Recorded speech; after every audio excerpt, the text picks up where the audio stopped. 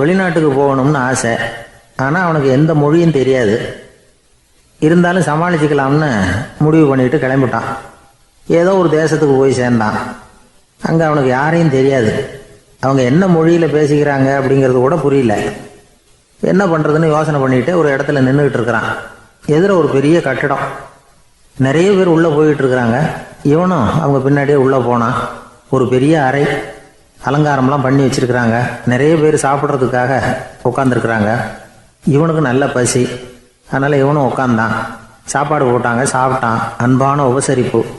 இவன் மனசு உள்ள நினச்சிக்கிட்டான், இது ஏதோ அரசருடைய அரண்மனை மாதிரி தெரியுது, இன்னைக்கு ஏதோ விருந்து நடக்குது, நல்ல வேளை நம்ம பசியும் தீர்ந்தது அப்படின்னு நினச்சிக்கிட்டே நிமிர்ந்து பார்க்குறான். சாப்பாடு பரிமாறினவன் எதிரில் ரொம்ப பணிவோட முதுக வளைச்சி வணக்கம் தெரிவித்தான். இவனும் எழுந்திரிச்சு நின்று முதுக வளைச்சி வணக்கம் தெரிவித்தான். ரொம்ப நன்றின்னா. அவன் ஒரு சீட்டை இவன் கையில் கொடுத்தான். இவன் அதை வாங்கி பார்க்குறான். என்ன எழுதியிருக்குன்னு ஒன்றும் புரியல. சரி, இந்த நாட்டில் தங்களுடைய நன்றியை சீட்டில் எழுதி தான் கொடுப்பாங்க போல இருக்கு அப்படின்னு நினச்சிக்கிட்டு மறுபடியும் நன்றின்னா. ஆனால் அவன் காசை கொடுங்கன்னான். ஏன்னா அது ஒரு ஹோட்டல், இவன் சாப்பிட்டதுக்கான பில் அது. இவன் அதை புரிஞ்சிக்கவே இல்லை. நன்றின்னு அந்த சீட்டில் எழுதி கொடுக்குறாங்க போல இருக்கு அப்படின்னு நினச்சிக்கிட்டு அதை வாங்கி சட்டை பையில் பத்திரமா வச்சுக்கிட்டு பரவாயில்லைங்க ரொம்ப மகிழ்ச்சின்னா. ஒரு வெளிநாட்டுக்காரனுக்கு இவ்வளவு தூரம் மரியாதை பண்ணுறீங்களே, எங்கள் ஊருக்கு போனதும் உங்களை பற்றி நிறைய சொல்லுவேன் அப்படின்னா. இவன் என்ன சொல்கிறான்னு அவனுக்கு புரியல. இவனை பிடிச்சி அழைச்சிட்டு போய் முதலாளி முன்னாடி நிறுத்தினான். நாம் சொன்னதில் இவனுக்கு ரொம்ப பெருமையாக இருக்கணும் போல இருக்கு, அதுதான் பெரிய இடத்துக்கு அழைச்சிட்டு வந்திருக்கிறான் அப்படின்னு இவன் நினச்சிக்கிறான். அவரும் பில்லுக்கான பணத்தை கொடுங்கிறாரு. பரவாயில்லைங்க ரொம்ப மகிழ்ச்சி நன்றிங்கிறான் இவன். அவரு பார்த்தார், இவனை நீதிமன்றத்துக்கு அனுப்பி வச்சுட்டார். இவன் என்ன நினச்சிக்கிட்டான், நம்மளை இந்த ஊர் ராஜா முன்னாடியே அழைச்சிக்கிட்டு வந்து நிறுத்தி இருக்கிறாங்க போல இருக்கு, என்ன ஒரு பெருந்தன்மை அப்படின்னு நினச்சிக்கிறான். நீதிபதி சொன்னார், சாப்பிட்டதுக்கான பணத்தை கொடுத்துரு, இல்லைன்னா அதுக்கான தண்டனையை அனுபவிக்க வேண்டி இருக்கும்னார். ராஜாவே நமக்கு நன்றி சொல்கிறாரு போல இருக்கு அப்படின்னு நினச்சிக்கிறான் இவன். என் மகிழ்ச்சிக்கு எல்லையே இல்லைங்க அப்படின்னா. அவர் பார்த்தார், இவனுக்கு தண்டனை கொடுக்க வேண்டியது தான் அப்படின்னு முடிவு பண்ணார். உடனே தீர்ப்பு எழுதினார். இவனை கழுதையில் பின்புறமாக உட்கார வைங்க, இவன் ஒரு மோசடிக்காரன் அப்படின்னு ஒரு போர்டு எழுதி அவன் கழுத்தில் மாட்டுங்க, அப்புறம் அந்த கழுதையை ஊர் பூரா விரட்டுங்க அப்படின்னார். இவனுக்கு தான் மொழி புரியலையே, ஏதோ நடக்குது அப்படிங்கிறது மட்டும் புரியுது. எல்லாரும் சேர்ந்து இவனை ஒரு கழுதை மேலே உட்கார வச்சாங்க. ஓஹோ, நம்மளை பாராட்டி ஒரு ஊர்வலம் நடத்துகிறாங்க போல இருக்கு அப்படின்னு நினச்சிக்கிறான் இவன். எல்லாரும் சத்தம் போட்டுக்கிட்டே கையை தட்டிக்கிட்டு கழுதை பின்னாடி ஓடி வர்றாங்க. இவனுக்கு ரொம்ப உற்சாகமாக இருக்குது. எல்லாருக்கும் கை கூப்பி வணக்கம் சொல்லிக்கிட்டே போகிறான். கூட்டத்தில் திடீர்னு ஒரு தெரிஞ்ச முகம் தெரியுது. அவனுடைய தேசத்தை சேர்ந்த ஒரு ஆள் அவன். அவனை பார்த்து தான் இவனுக்கு ரொம்ப உற்சாகம். நம்ம ஊருக்கு போனதும் இங்கே நமக்கு கிடைச்ச மரியாதையெல்லாம் உண்மைதான்னு சொல்கிறதுக்கு ஒரு சாட்சியும் கிடைச்சிட்டுது அப்படின்னு நினச்சிக்கிறான். அவனை பார்த்து கத்தனான், நல்லா பார்த்துக்க, இந்த ஊர் மக்கள் எனக்கு எப்படிப்பட்ட வரவேற்பு கொடுக்குறாங்கங்கிறத நல்லா கவனிச்சுக்கோ அப்படிங்கிறான். அவனுக்கு அவமானமாக போயிட்டுது. தலையை குனிஞ்சுக்கிட்டே நழுவி போயிட்டான். இவன் பார்த்தான், அவன் தலை தெரியல. ஆகா, அவனுக்கு நம்ம மேலே பொறாமை போல இருக்கு, அதனால தான் காணாமல் போயிட்டான் அப்படின்னு நினச்சிக்கிறான். இப்படி ஒரு வேடிக்கை கதையை பெரியவங்க சொல்கிறது உண்டு. கதை வேடிக்கையாக இருந்தாலும் இதில் உள்ள கருத்து என்ன தெரியுமா? அந்த கழுதை மேலே உட்காந்துருக்கிறானே, அது மாதிரி தான் நாமளும் அகங்காரங்கிற கழுதை மேலே உட்காந்துக்கிட்டு இருக்கோமா. நாமளும் கிட்டத்தட்ட அதே மாதிரி பிரம்மையில் தான் இருக்கிறோமா. என்ன நடக்குதுங்கிறதே புரியறதில்ல. அகங்காரத்தில் பேசுகிறவனுக்கும் சித்த சுவாதீனம் இல்லாமல் பேசுகிறவனுக்கும் அதிக வித்தியாசம் இருக்கிறதில்ல. அது மாதிரி ஒருத்தன் தன்னுடைய வீட்டை சுற்றி சேற்றை வாரி அரைச்சிக்கிட்டு இருந்தானா. அந்த வழியாக வந்த ஒரு பெரியவர் அதை பார்த்துருக்கார். என்னப்பா பண்ணிகிட்டு இருக்கிற அப்படின்னு கேட்டாரான். கழுதைகளை விரட்டிகிட்டு இருக்கிறேன் அப்படின்னானா. இங்கே கழுதைகளே காணுமே அப்படின்னாரான் அவரு. அதுதான் ஏற்கனவே விரட்டி விட்டனே அப்படின்னானா இவன்.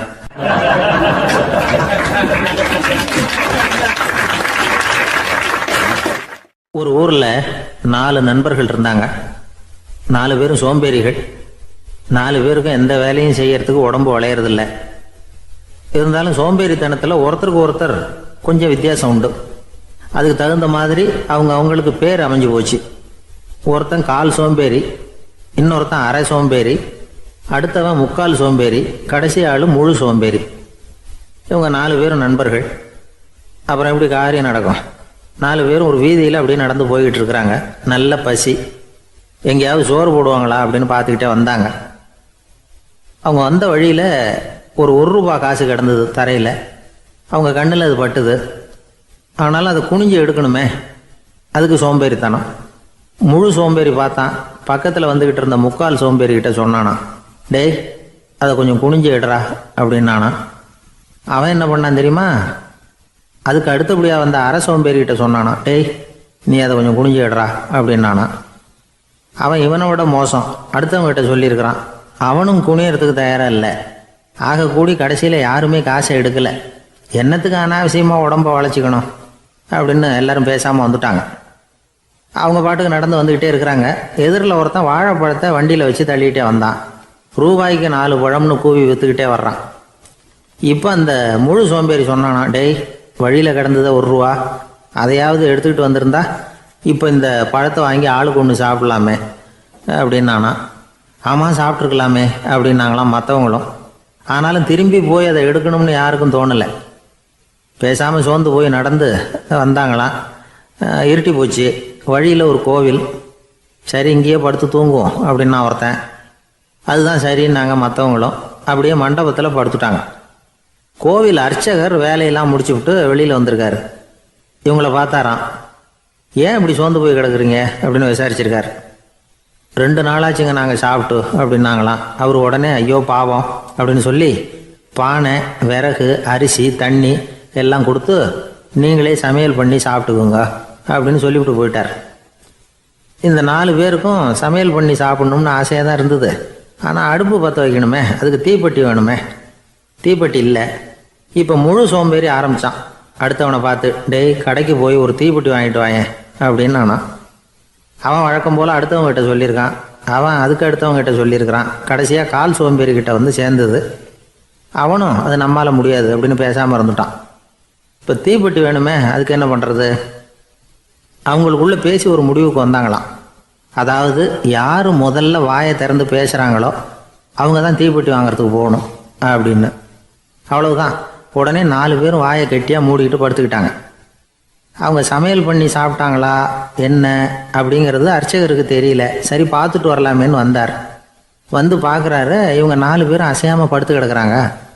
அர்ச்சகர் பயந்துட்டார். ஒருவேளை பசி தாங்காமல் செத்து போட்டாங்களோ அப்படிங்கிற பயம், அல்லது நாம் கொடுத்த உணவுப் பொருளில் ஏதாவது விஷம் கலந்துருக்குமோ அப்படின்னும் பயந்தார். அப்படின்னா நம்ம மேலே பழி வந்துருமே அப்படின்னு நினச்சி நடுங்க ஆரம்பிச்சிட்டார். அப்புறம் அவரும் ஒரு முடிவுக்கு வந்தாராம். கோவிலுக்கு பக்கத்துலேயே ஒரு பெரிய குழி இருந்தது. அதில் ஒவ்வொருத்தரையாக இழுத்துக்கிட்டு போய் போட்டார். கொஞ்சம் மண்ணை தள்ளினார். காலால் மிதித்தார்.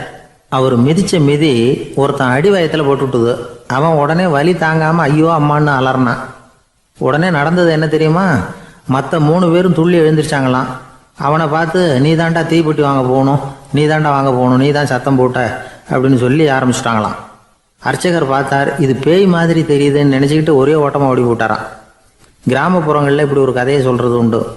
சோம்பல்ங்கிறது நம்ம முன்னேற்றத்துக்கு பெரிய தடை அப்படிங்கிறத நாம் புரிஞ்சுக்கணும். அதுதான் இந்த கதை சொல்கிற நீதி. ஒரு பள்ளிக்கூடத்தில் ஒரு புதுமையான போட்டி நடந்துதான். அதாவது சோம்பேறித்தனத்துக்கு பரிசு. அதில் 2வது பரிசு யாருக்குன்னு அறிவித்தாங்க. ஒரு பையன் எழுந்திரிச்சு மெதுவாக நடந்து போய் பரிசை வாங்கிட்டான். அடுத்தது முதல் பரிசு யாருக்கு அப்படின்னு அறிவிச்சாங்களாம். அவன் கடைசி வரிசையிலேருந்து கத்தனானா, ஐயா அதையும் அந்த பையன் மூலமாகவே கொடுத்து அனுப்பி வச்சுருங்க, இங்கே வந்தது நான் வாங்கிக்கிறேன் அப்படின்னு நானா.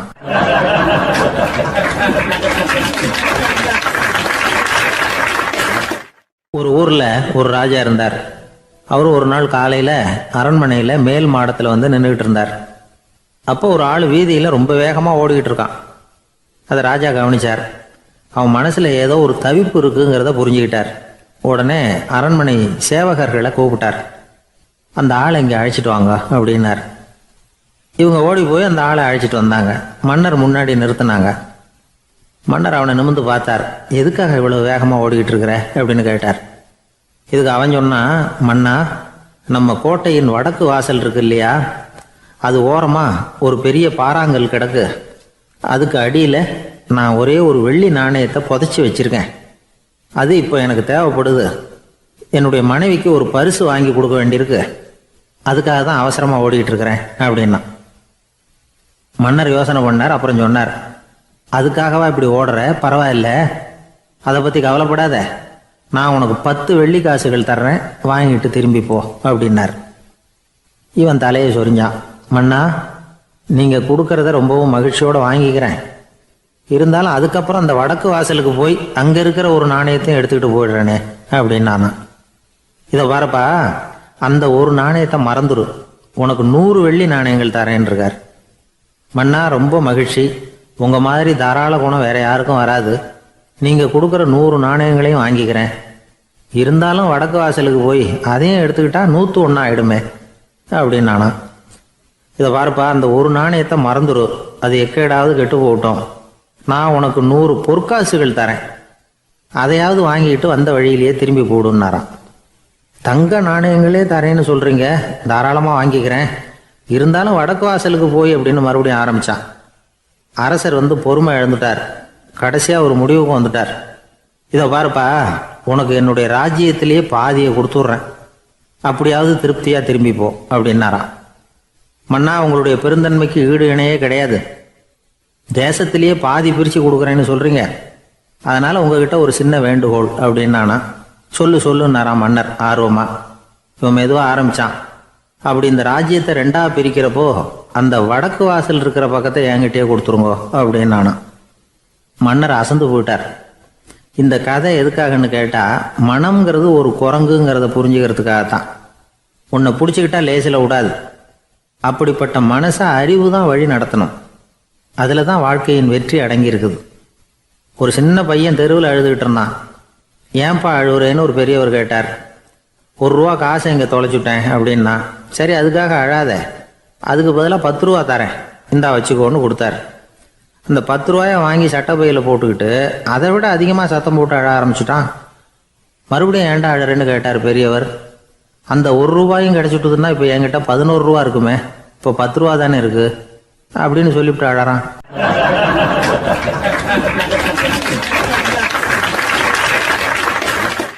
என்னுடைய நண்பர் ஒருத்தர், அவருக்கு ஜாதகத்தில் நம்பிக்கை உண்டு. அவரே ஜோசியம்லாம் பார்ப்பார். என்ன சார், இந்த காலத்தில் இதையெல்லாம் நம்பிக்கிட்டு இருக்கீங்களே அப்படின்னு கேட்டால், உங்களுக்கு ஒன்றும் தெரியாது சார். இந்த உலகத்தில் ஒவ்வொருத்தரும் அவங்கவங்க செய்கிற நல்லது கெட்டதுக்கு தகுந்த பலனை அனுபவிச்சே தீரணும்பார். அது மட்டும் இல்லை, ஒருத்தர் செத்துட்டா கூட அவன் செஞ்ச பாவ புண்ணியங்கள் கூடவே போய்கிட்டு இருக்கோம்பார். அது எப்படி கூட போவோம் அப்படின்னு குதர்க்கமாக கேட்டால், அதுக்கு அவர் ஒரு கதை சொன்னார். அது ரொம்ப சுவாரஸ்யமாக இருந்தது. அது என்ன கதைன்னா, ஒரு ஊரில் ஒருத்தர் இருந்தாராம். அவர் ஜோசியம் பார்க்குறதுல ரொம்ப கெட்டிக்காரரான். ஒருத்தருடைய தலைமுடியை மட்டும் அவர்கிட்ட காட்டினா போதும், அதை மட்டும் பார்த்துட்டு அவருடைய ஜாதகத்தையே அலசி விடுவாராம். அப்பேற்பட்ட திறமை. அந்த ஆள் ஒரு சமயம் கன்னியாகுமரி கடற்கரைக்கு போயிருந்திருக்கார். அங்கே கரை ஓரமாக ஒரு மண்டை ஓடு கிடந்திருக்கு. அதை எடுத்து பார்த்துருக்கார். அந்த மண்டை ஓட்டை வச்சுக்கிட்டே அதோட ஜாதகத்தை அலசியிருக்கார். இந்த மண்டை ஓட்டுக்கு உரிய ஆசாமி வாழ்க்கையில் ரொம்ப கஷ்டப்பட்டிருக்கணும், நிறைய கஷ்டத்தை அனுபவிச்சிருக்கணும். அது தாங்க முடியாமல் தான் கடலில் விழுந்து தற்கொலை பண்ணிட்டு இருக்கான் அப்படிங்கிறத அவர் கணிச்சுட்டார். இருந்தாலும் இந்த மண்டை ஓடு இன்னமும் அனுபவிக்க வேண்டியது பாக்கி இருக்கு அப்படிங்கிறத அவர் உணர்ந்தாராம். அது சரி, ஒருத்தன் உயிரோடு இருக்கிற வரைக்கும் நல்லது கெட்டதை அனுபவிக்க முடியும், செத்ததுக்கு அப்புறமும் பாக்கி இருக்குன்னா அதை எப்படி அனுபவிக்கிறது? இந்த மண்டை ஓட்டுக்கு இன்னும் கொஞ்சம் பாக்கி இருக்குங்கிறது அவருக்கு புரிஞ்சதே தவிர அதோட அர்த்தம் என்னங்கிறது சரியாக விளங்கலை. சரி, இதை இன்னும் கொஞ்சம் விவரமாக ஆராய்ச்சி பண்ணுவோம் அப்படின்னு நினச்சிக்கிட்டு அதை தன்னுடைய வீட்டுக்கு எடுத்துகிட்டு போயிட்டார். அந்த மண்டை ஓட்டை ஒரு பெட்டியில் வச்சு பூட்டினார். தன்னுடைய தனி அறையில் அதை பத்திரமா வச்சுக்கிட்டார். தினமும் ராத்திரி ஆனதும் தன்னுடைய மனைவியை பார்த்து, நீ போய் பூஜை அறையில் தனியாக படுத்துக்க அப்படின்னு சொல்லிவிட்டு தினம் ராத்திரி 12 மணிக்கு பெட்டியை திறந்து அவர் பார்ப்பார். மண்டை ஓடு அப்படியே இருந்தது தவிர இன்னும் கொஞ்சம் பாக்கி இருக்குங்கிறதுக்கு அர்த்தம் அவருக்கு விளங்கலை. அந்த மண்டை ஓட்டுக்கு இன்னும் என்ன பாக்கி இருக்க போகுது? எப்படியோ ஒரு 10 நாள் போச்சு. அந்த வீட்டம்மாவுக்கு சந்தேகம் வந்துட்டுது. நம்ம வீட்டுக்காரரு நம்மளை தனியாக ஏன் தூங்க சொல்கிறார் அப்படிங்கிற சந்தேகம். உடனே பக்கத்து வீட்டு அம்மா கிட்ட விஷயத்த சொல்லியிருக்கிறாங்க. அந்த அம்மா உடனே, நீ கவலைப்படாத, நான் கண்டுபிடிச்சி சொல்கிறேன் அப்படின்னு சொல்லிவிட்டாங்களாம். அன்னைக்கு ராத்திரியே ஜன்னல் வழியாக எட்டி பார்த்துருக்குறாங்க. இந்த ஆள் மண்டை ஓட்டை கையில் வச்சுக்கிட்டு அது திருப்பி திருப்பி பார்த்துக்கிட்டு இருக்கிறான். அதை பார்த்துட்டாங்க. மறுநாள் காலையில் அவரோட மனைவியை பார்த்தாங்க. ஏம்மா, உன் வீட்டுக்காரருக்கு நீ முதல் மனைவியா ரெண்டாவது மனைவியா அப்படின்னு கேட்டாங்களாம். எனக்கு தெரிஞ்ச வரைக்கும் நான் ஒருத்தி தான் அவருடைய மனைவி அப்படின்னாங்களாம் அவங்க. அப்படி இல்லை, நீ அவருக்கு ரெண்டாவது மனைவி. முதல் மனைவியின் மண்டை ஓட்டை தான் அவர் தினமும் ராத்திரியில் எடுத்து பார்த்துக்கிட்டு இருக்கிறார் அப்படின்னாங்க அடுத்த வீட்டு அம்மா. அப்படியா விஷயம் அப்படின்னு சொல்லிவிட்டு கணவன் வீட்டில் இல்லாத நேரமாக பார்த்து அந்த மண்டை ஓட்டை எடுத்து கொண்டாந்து ஒரு உரல்ல போட்டு உலக்கையால் குத்தி நொறுக்க ஆரம்பிச்சிட்டாங்க. வெளியில் போயிருந்த அந்த ஆள் அப்போ தான் உள்ளே நுழைஞ்சார். மண்டை ஓடு உலக்கை கிட்ட குத்து வாங்கிக்கிட்டு இருக்கு. அது அனுபவிக்க வேண்டியது இன்னும் கொஞ்சம் பாக்கி இருக்குங்கிறதுக்கு அர்த்தம் எனக்கு இப்போ தான் புரிஞ்சுது அப்படின்னாராம் அவர். இந்த கதையிலேருந்து நாம் இன்னொரு நீதியையும் புரிஞ்சுக்கணும். அதாவது நம்ம வீட்டை பற்றி நமக்கு புரியாததெல்லாம் அடுத்த வீட்டுக்கு.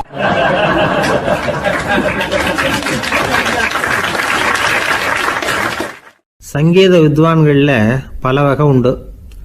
சில குறிப்பிட்ட ராகங்களை பாடுறதில் அவங்களுக்கு பெருமை வர்றது உண்டு. ஆனால் ஒருத்தர் இருந்தார், அவரால் ஒரு ராகத்துக்கே பெருமை வந்தது. அந்த ராகத்தை அவர் வாசித்து கேட்கணும் அப்படின்னு சொல்லுவாங்க. அது என்ன ராகம்னா தோடி ராகம். சரி, அந்த வித்வான் யாருன்னா அவர் தான் திருவாவடுதுறை ராஜரத்னம் பிள்ளை. பேராசிரியர் கல்கி ஒரு சமயம் தம்முடைய பத்திரிகையில் எழுதினாராம். அதை அப்படியே படிக்கிறேன் கேளுங்களேன். ஆஹா, ஸ்ரீ ராஜரத்னம் பிள்ளையின் தோடி ஆலாபனையை முதலில் கேட்டபோது அவருடைய கற்பனையை விட்டு தள்ளுங்கள். நம்முடைய மனதில் என்னென்ன இன்பமயமான கற்பனைகள் எல்லாம் உதித்தன. குழந்தை தாயிடம் கொஞ்சம் குரலை கேட்டோம், அன்னை குழந்தையிடம் கொஞ்சம் குரலை கேட்டோம், ரதியும் மன்மதனும் பேசிக்கொண்ட காதல் மொழிகளை கேட்டோம், முருகன் சிவபெருமான் செவிகுளிர மொழிந்த உபதேசத்தை கேட்டோம், கலைமகள் கவிஞனுக்கு அருளிய ஆசி மொழிகளை கேட்டோம், நாரத முனிவருடைய தம்பூரா சுருதியை கேட்டோம், ராவணன் தன் எலும்பை ஒடித்து வீணையாகச் செய்து வாசித்த கானத்தை கேட்டோம், கானப்பறவைகளின் கலகல ஒலியை கேட்டோம், கோலக்குயில்களின் குரல் இனிமையை கேட்டோம். இப்படிலாம் பேராசிரியர் கல்கி விமர்சனம் எழுதியிருக்கிறார்.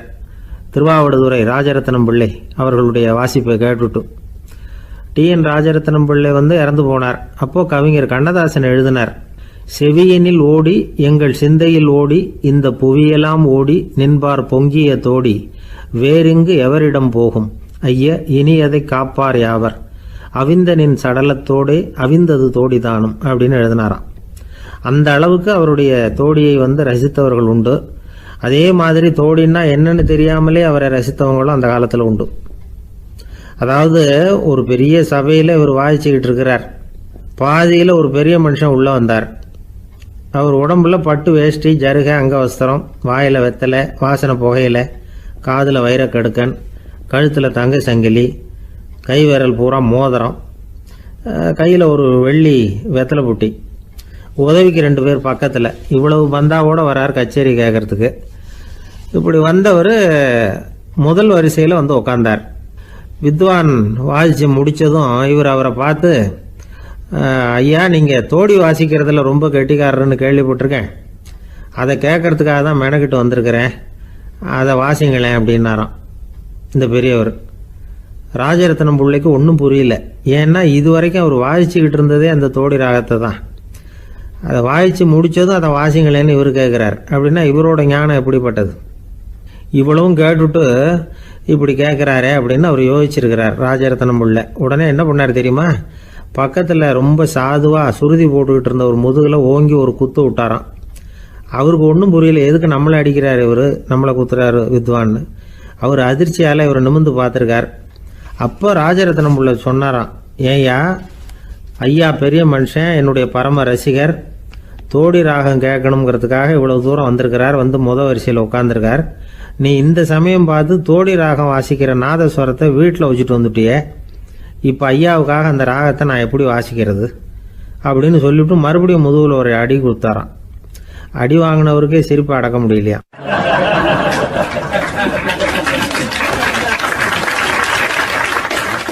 ஒரு ஊரில் ஒரு ஆள் இருந்தான்.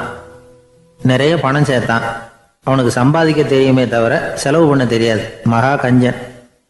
காசை கையில் எடுக்கவும் மாட்டான். எடுத்தால் செலவு செய்ய வேண்டியிருக்குமே. அதனால் இப்படியே அவன் காலத்தை ஓட்டி விட்டான். வயசாகிட்டுது. அவனுடைய மனைவி ஒரு நாள் கேட்டாங்க, இவ்வளவு நாளா நீங்கள் என்னை எங்கேயுமே அழைச்சிட்டு போனதில்லை, இப்போவாவது அழைச்சிட்டு போகக்கூடாதா அப்படின்னாங்க. எங்கே போகணும் சொல்லுன்னா. காசிக்கு போகணும், கங்கையில் குளிக்கணும்னாங்க. இவன் பார்த்தான், இதுக்கு ஏன் அவ்வளோ தூரம் செலவு பண்ணிட்டு போகணும், நம்ம ஊர் ஆற்றுலேயே குளிக்கலாமே, இதுவும் புண்ணிய நதி தான், இங்கே குளித்தா அங்கே குளித்த பலன் கிடைச்சிரும் அப்படின்னா. சரின்னு 2 பேரும் ஆத்தங்கரைக்கு போனாங்க. அன்னைக்கு ஏதோ விசேஷம், நிறைய கூட்டம், நிறைய பேர் குளிச்சுக்கிட்டு இருக்கிறாங்க. கரையில் சில புரோகிதர்கள் நின்றுக்கிட்டு இருக்கிறாங்க. குளிக்கிறதுக்கு முந்தி அவங்கக்கிட்ட உட்காந்தா ஏதோ மந்திரம்லாம் சொல்லுவாங்க, கொஞ்சம் காசு கொடுக்க வேண்டியிருக்கும். அதனால் இவன் என்ன பண்ணான், ஆத்தங்கரையிலேயே கொஞ்சம் தூரம் போனான். ஊரை விட்டு தள்ளி வந்துட்டான், அங்கே யாருமே இல்லை. அப்பாடான்னு சந்தோஷப்பட்டான், குளிக்கலாம்னு புறப்பட்டான். இந்த நேரம் கடவுள் பார்த்தார், இந்த கஞ்சனுக்கு ஏதாவது புத்தி போகட்டணும் அப்படின்னு நினைச்சார். உடனே ஒரு புரோகிதர் மாதிரி உருவத்தை மாற்றிக்கிட்டு அந்த ஆள் முன்னாடி வந்து நின்னார். அவனுக்கு அதிர்ச்சி, இங்கே யாருமே இருக்க மாட்டாங்கன்னு நினச்சா இங்கேயுமே ஒரு ஆள் வந்துட்டாரு, என்ன பண்ணுறதுன்னு யோசனை பண்ணான். புரோகிதர் உருவத்தில் இருந்த கடவுள் சொன்னார், இதை பாருங்க, இன்னைக்கு விசேஷ நாள், நீராடுறதுக்கு முன்னாடி சுயகல்பம் பண்ணிக்கிறது ரொம்ப நல்லது அப்படின்னார். என்கிட்ட பணம் எதுவும் இல்லையேன்னா. பரவாயில்ல, அப்புறமா கொடுங்க, வாங்கிக்கிறேன். ஆனால் ஒன்று, எவ்வளவு கொடுப்பீங்கிறத மட்டும் இப்போவே சொல்லி கொடுங்க அப்படின்னார். இவன் ரொம்ப யோசனை பண்ணான். ஒரு 10 பைசா தரேன் அப்படின்னா.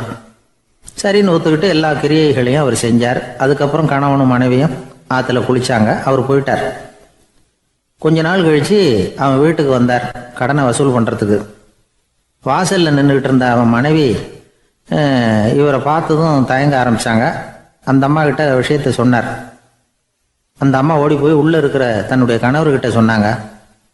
அவன் யோசனை பண்ணான், இப்போ வெளியில் போனால் அவனுக்கு 10 காசு கொடுக்க வேண்டியிருக்கும், அதனால் எனக்கு காய்ச்சல்னு அந்த ஆளுகிட்ட சொல்லிவிடு, இன்னொரு சந்தர்ப்பத்தில் என்னை வந்து பார்க்க சொல்லு அப்படின்னா.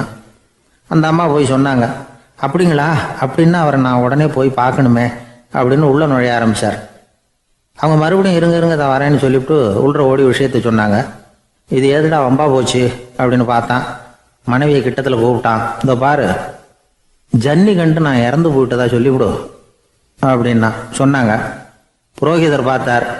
அப்படின்னா ஒரு வழியாக இருந்து அவருடைய இறுதி சடங்குகளையே நானே முடிச்சுட்டு போயிடுறேன் அப்படின்னார். உள்ளே இருந்தவன் யோசனை பண்ணான், அந்த ஆள் என்னை விட மாட்டான் போல இருக்கு, அதனால் ஒரு சவப்பெட்டியில் என்னை வச்சு தூக்கிக்கிட்டு மயானத்துக்கு போங்க, பார்த்துக்கலாம் அப்படின்னா. புரோகிதரை விடுற மாதிரி இல்லை, கூடவே நடந்து போயிட்டு இருக்கிறார். அங்கே இறக்கி சடங்குகளை முடிச்சுட்டு தீ வைக்கிற நேரம் பொட்டிக்குள்ளே இருந்த நம்ம ஆள் அலறி அடிச்சுட்டு வெளியில் ஓடி வந்தான். புரோகிதர் உருவத்தில் இருந்த கடவுள் சிரிச்சார், தன்னுடைய சுய உருவத்தை காட்டினார். அதுக்கப்புறம் அவனை கூப்பிட்டு, இதை பாருப்பா, ஏன் இப்படி அல்லாடுற, ஏதாவது வர வேணும்னா கேள் தரேன் அப்படின்னார். அவன் யோசனை பண்ணான்.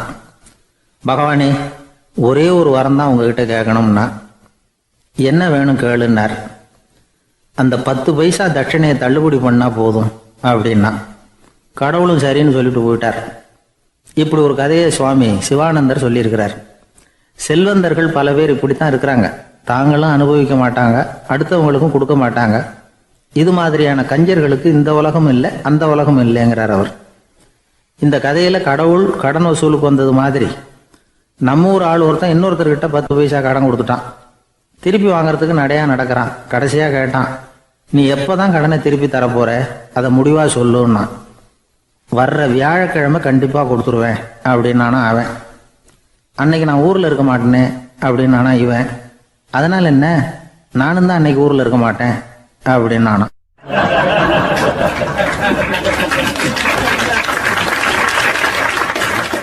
எனக்கு இது மட்டும்தான் சார் தெரியும், இதை தவிர வேறு எதுவும் தெரியாது அப்படின்னு சொல்லிக்கிட்டே காலம் தள்ளுறவங்க ரொம்ப பேர். அவங்கெல்லாம் கஷ்டப்பட வேண்டியிருக்கும். ஒருத்தர் தன்னுடைய தொழிலில் ரொம்ப கெட்டிக்காரராக இருக்கலாம். அதுக்காக எப்பவும் அதே ஞாபகத்தில் இருந்துக்கிட்டு உலகியல் அறிவு இல்லாமல் இருந்துடக்கூடாது, அது ஆபத்து. இதுக்காக நம்ம தாத்தா பாட்டிலாம் ஒரு கதை சொல்லுவாங்களே, கேள்விப்பட்டிருக்கீங்களா? ஒரு சமயம் ஒரு 4 பேர் சேர்ந்து வெளியூருக்கு பிரயாணம் போனாங்களாம். அந்த 4 பேர் எப்படி தெரியுமா? ஒருத்தர் வேதாந்தி, இன்னொருத்தர் சங்கீத வித்வான், 3வது ஆள் வைத்தியர், 4வது ஆள் ஜோசியர். இவங்க 4 பேரும் நண்பர்கள். அதனால் சேர்ந்து புறப்பட்டாங்க. வழியில் ஒரு ஊரில் தங்கினாங்க. இருட்டி போச்சு. அதனால் இன்றைக்கி ராத்திரி இங்கேயே தங்கி இருந்துட்டு நாளைக்கு புறப்படலாம் அப்படின்னு தீர்மானம் பண்ணாங்க. சாப்பாட்டுக்கு என்ன பண்ணுறது, அங்கேயே கடத்தெருவுக்கு போய் சாமான்லாம் வாங்கியாந்து சமைச்சு சாப்பிட்லாம்னு முடிவு பண்ணாங்க. 4 பேர் இருக்கிறதுனால ஆளுக்கு ஒரு காரியமாக செய்யலாம் அப்படின்னு வேலையை பிரிச்சுக்கிட்டாங்க. வைத்தியர் கரிகாய் வாங்க போனார், வேதாந்தி எண்ணெய் வாங்க போனார், ஜோசியர் பலசரக்கு வாங்க போனார், சங்கீத வித்வானுக்கு சமைக்கிற வேலை. எல்லாம் சரி, ஆனால் நடந்தது என்ன தெரியுமா? கடைத்தெருவுக்கு காய்கறி வாங்க போனார்ல வைத்தியர், அங்கே போய் மார்க்கெட்டில் பார்த்தார். ஒவ்வொரு கரிகாயாக எடுத்து பார்த்தார். இது பித்தம், உடம்புக்கு ஒத்துக்காது, இது வாயு, உடம்புக்கு ஒத்துக்காது அப்படின்னு ஒவ்வொன்றா தள்ளினார். கடைசியில் ஒன்றுமே தேரல, வெறுங்கையோடு திரும்பி வந்துக்கிட்டு இருக்கிறார். எண்ணெய் வாங்க போனார் வேதாந்தி, அவர் ஒரு தொன்னையில் எண்ணெயை வாங்கினார். பேசாமல் அதை எடுத்துகிட்டு வர வேண்டியது தானே, முடியல. அவருடைய வேதாந்த மூளை சிந்திக்க ஆரம்பிச்சுட்டுது. இந்த தொன்னைக்கு எண்ணெய் ஆதாரமா அல்லது எண்ணெய்க்கு தொன்னை ஆதாரமா அப்படிங்கிற ஆராய்ச்சியில் இறங்கினார். என்னாச்சு தெரியுமா? அப்படி கவுத்து பார்த்தார். வாங்கின எண்ணெய் பூராவையும் வழியில் கொட்டிவிட்டு வெறும் தொன்னையோடு சேர்ந்தார். பலசரக்கு வாங்க போனார் ஜோசியர், அவர் ஒரு வழியில் பார்த்தாரு. வழியில் வந்தவங்களெல்லாம் அங்கங்கே ஒரு மரத்தடியில் உட்கார வச்சு அவங்களுக்கெல்லாம் ஆர்வம் சொல்ல ஆரம்பிச்சிட்டார். அப்படி ஒவ்வொருத்தராக சொல்லி முடிச்சுட்டு கடத்தருக்கு போய் சேர்ந்தார். இவர் அங்கே போய் சேர்றதுக்குள்ளே ரொம்ப நேரம் ஆகிட்டுது. கடையெல்லாம் பூட்டி விட்டு போயிட்டாங்க. என்ன செய்கிறது? அவரும் வெறுங்கையோடு திரும்பி சேர்ந்தார். சரி, இவங்க கதை தான் இப்படி ஆச்சு. அங்கே சமைக்கிறதுக்காக உட்காந்துருந்தார் சங்கீத வித்வான், அவர் கதை என்னாச்சு தெரியுமா? அங்கே அவர் அடுப்பை பற்ற வச்சு ஒலையை கொதிக்க வச்சார். அதாவது ஒரு பானையில் தண்ணியை ஊற்றி அடுப்பில் வச்சார். அது கொதிக்க ஆரம்பிச்சிது. தண்ணி கொதிக்கிற சத்தம் இருக்குதுல்ல, அது இவருக்கு தாளம் போடுறது மாதிரி இருந்தது. ஒரே குஷி, பாட ஆரம்பிச்சிட்டார். பாடிக்கிட்டே உற்சாகமாக கையில் இருந்த கரண்டியால் அந்த பானையில் தட்டினார், தாளம் போடுறதா நினச்சிக்கிட்டு. அவ்வளவுதான், பானை பட்டுன்னு உடஞ்சி போச்சு. தலையில் கையை வச்சுக்கிட்டு அவரும் உட்காந்துட்டார். எந்த தொழில் தெரிஞ்சாலும் சரி, அதை புத்திசாலித்தனமாக பயன்படுத்த தெரியலன்னா ஆபத்து தான்.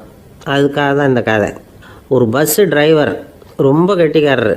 பஸ்ஸை ரொம்ப திறமையாக ஆபத்து இல்லாமல் ஓட்டினதுக்காக பரிசுலாம் வாங்கினவர். அவரே ஒரு படகு ஓட்டுறதுக்காக அழைச்சிட்டு போயிருக்கிறாங்க, மோட்டார் படகு. அதையும் ரொம்ப திறமையாக தான் ஓட்டிகிட்டு போயிருக்கிறாரு. நடுக்கடலில் போனதும் படகு நின்று போச்சு. மோட்டாரில் ஏதோ கோளாறு. என்ன செய்யலாம் அப்படின்னு அந்த டிரைவரை கேட்டிருக்கிறாங்க படகுல இருந்தவங்கெல்லாம். அப்போ அவர் சொன்னாராம், கவலைப்படாதீங்க, ஒன்றும் பிரச்சனை இல்லை, எல்லாரும் கொஞ்சம் கீழே இறங்கி பின்னாடி தள்ளுங்க, மோட்டார் ஸ்டார்ட் ஆகிடும் அப்படின்னாராம்.